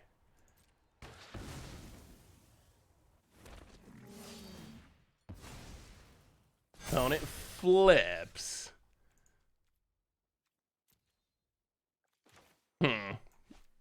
Opponent does have a huge board. Their board is huge. Are we still not winning this? I feel like we're still not technically winning this. Well, invoke Justice for Fable the Mirror Breaker. All the counters on the dragon. Force our opponent to chump with that Seraph Paragon that has been a endless headache. Seraph Paragon down. Play the land, pass the turn. Opponent. And this gets us close, and opponent scoops it up. I hope Sol'Kanar is playable just so I can justify pulling 2 of them at pre-release. I know, I saw it was only like $1. I'm surprised you weren't getting rid of the Anthems. The only thing is that if they still have the Seraph Paragon, it just doesn't do that much. So that's kind of the issue, because they can just recast them. So I feel like that kind of like minimizes the impact of it. Well, what did we learn about these decks today? I will say, so we played Sol'Kanar. The Sol'Kanar deck, it kind of just felt like the black decks. It had a lot of the good black cards, so it didn't feel all that creative to me, even though it's got Sol'Kanar. And Sol'Kanar itself, as I said, like, when it was good, it was really good, or pretty good at least. When it was bad, it mostly didn't do anything, but don't worry about the drawback. Just play it as a normal creature, because the drawback does not come up really all that often. And you don't got to build around it like you do a Demonic Pact or something, because the odds of it actually going off are just so small. Like, if it sits out, your opponent's probably going to die, or your opponent's going to kill it and you're going to die. But having it sit out and giving it to your opponent really didn't become a big issue. Naya Reanimator, I gotta say, seems surprisingly strong. We won all of our matches with it, including the mirror. If you like reanimating stuff, It's pretty sweet. Invoke Justice. It does require warping your mana, but it's pretty powerful thanks to the counters. But on that note, everyone, I think that brings us to the end of our stream for tonight. I'm going to go watch some Bills game. First football game of the year. In the meantime, reminders, replay YouTube, this week, find all the old streams, normal YouTube. Don't miss tomorrow's Mucha Brew. Seriously, tomorrow's Mucha Brew is one of the sweetest decks. It's my favorite deck from Standard. Like, don't miss it. Watch it on the YouTube. It's awesome. Most importantly, a reminder that our sponsor tonight, one more time, is Card Kingdom. If you need some magical cards, you can get them over at cardkingdom.com/mtggoldfish. Even get a free goldfish ticker. And most importantly, thank you to all of you. Y'all are amazing and awesome, and I love you so much. I hope you have a great night. I hope you have a wonderful weekend, and I'll be back on Tuesday to do some more streaming. So no matter what you do, everyone, live life, enjoy it, love it. I'll be thinking of you. Have a great time, and I'll see you on Tuesday. So until then, have a great one, and I will talk to you soon.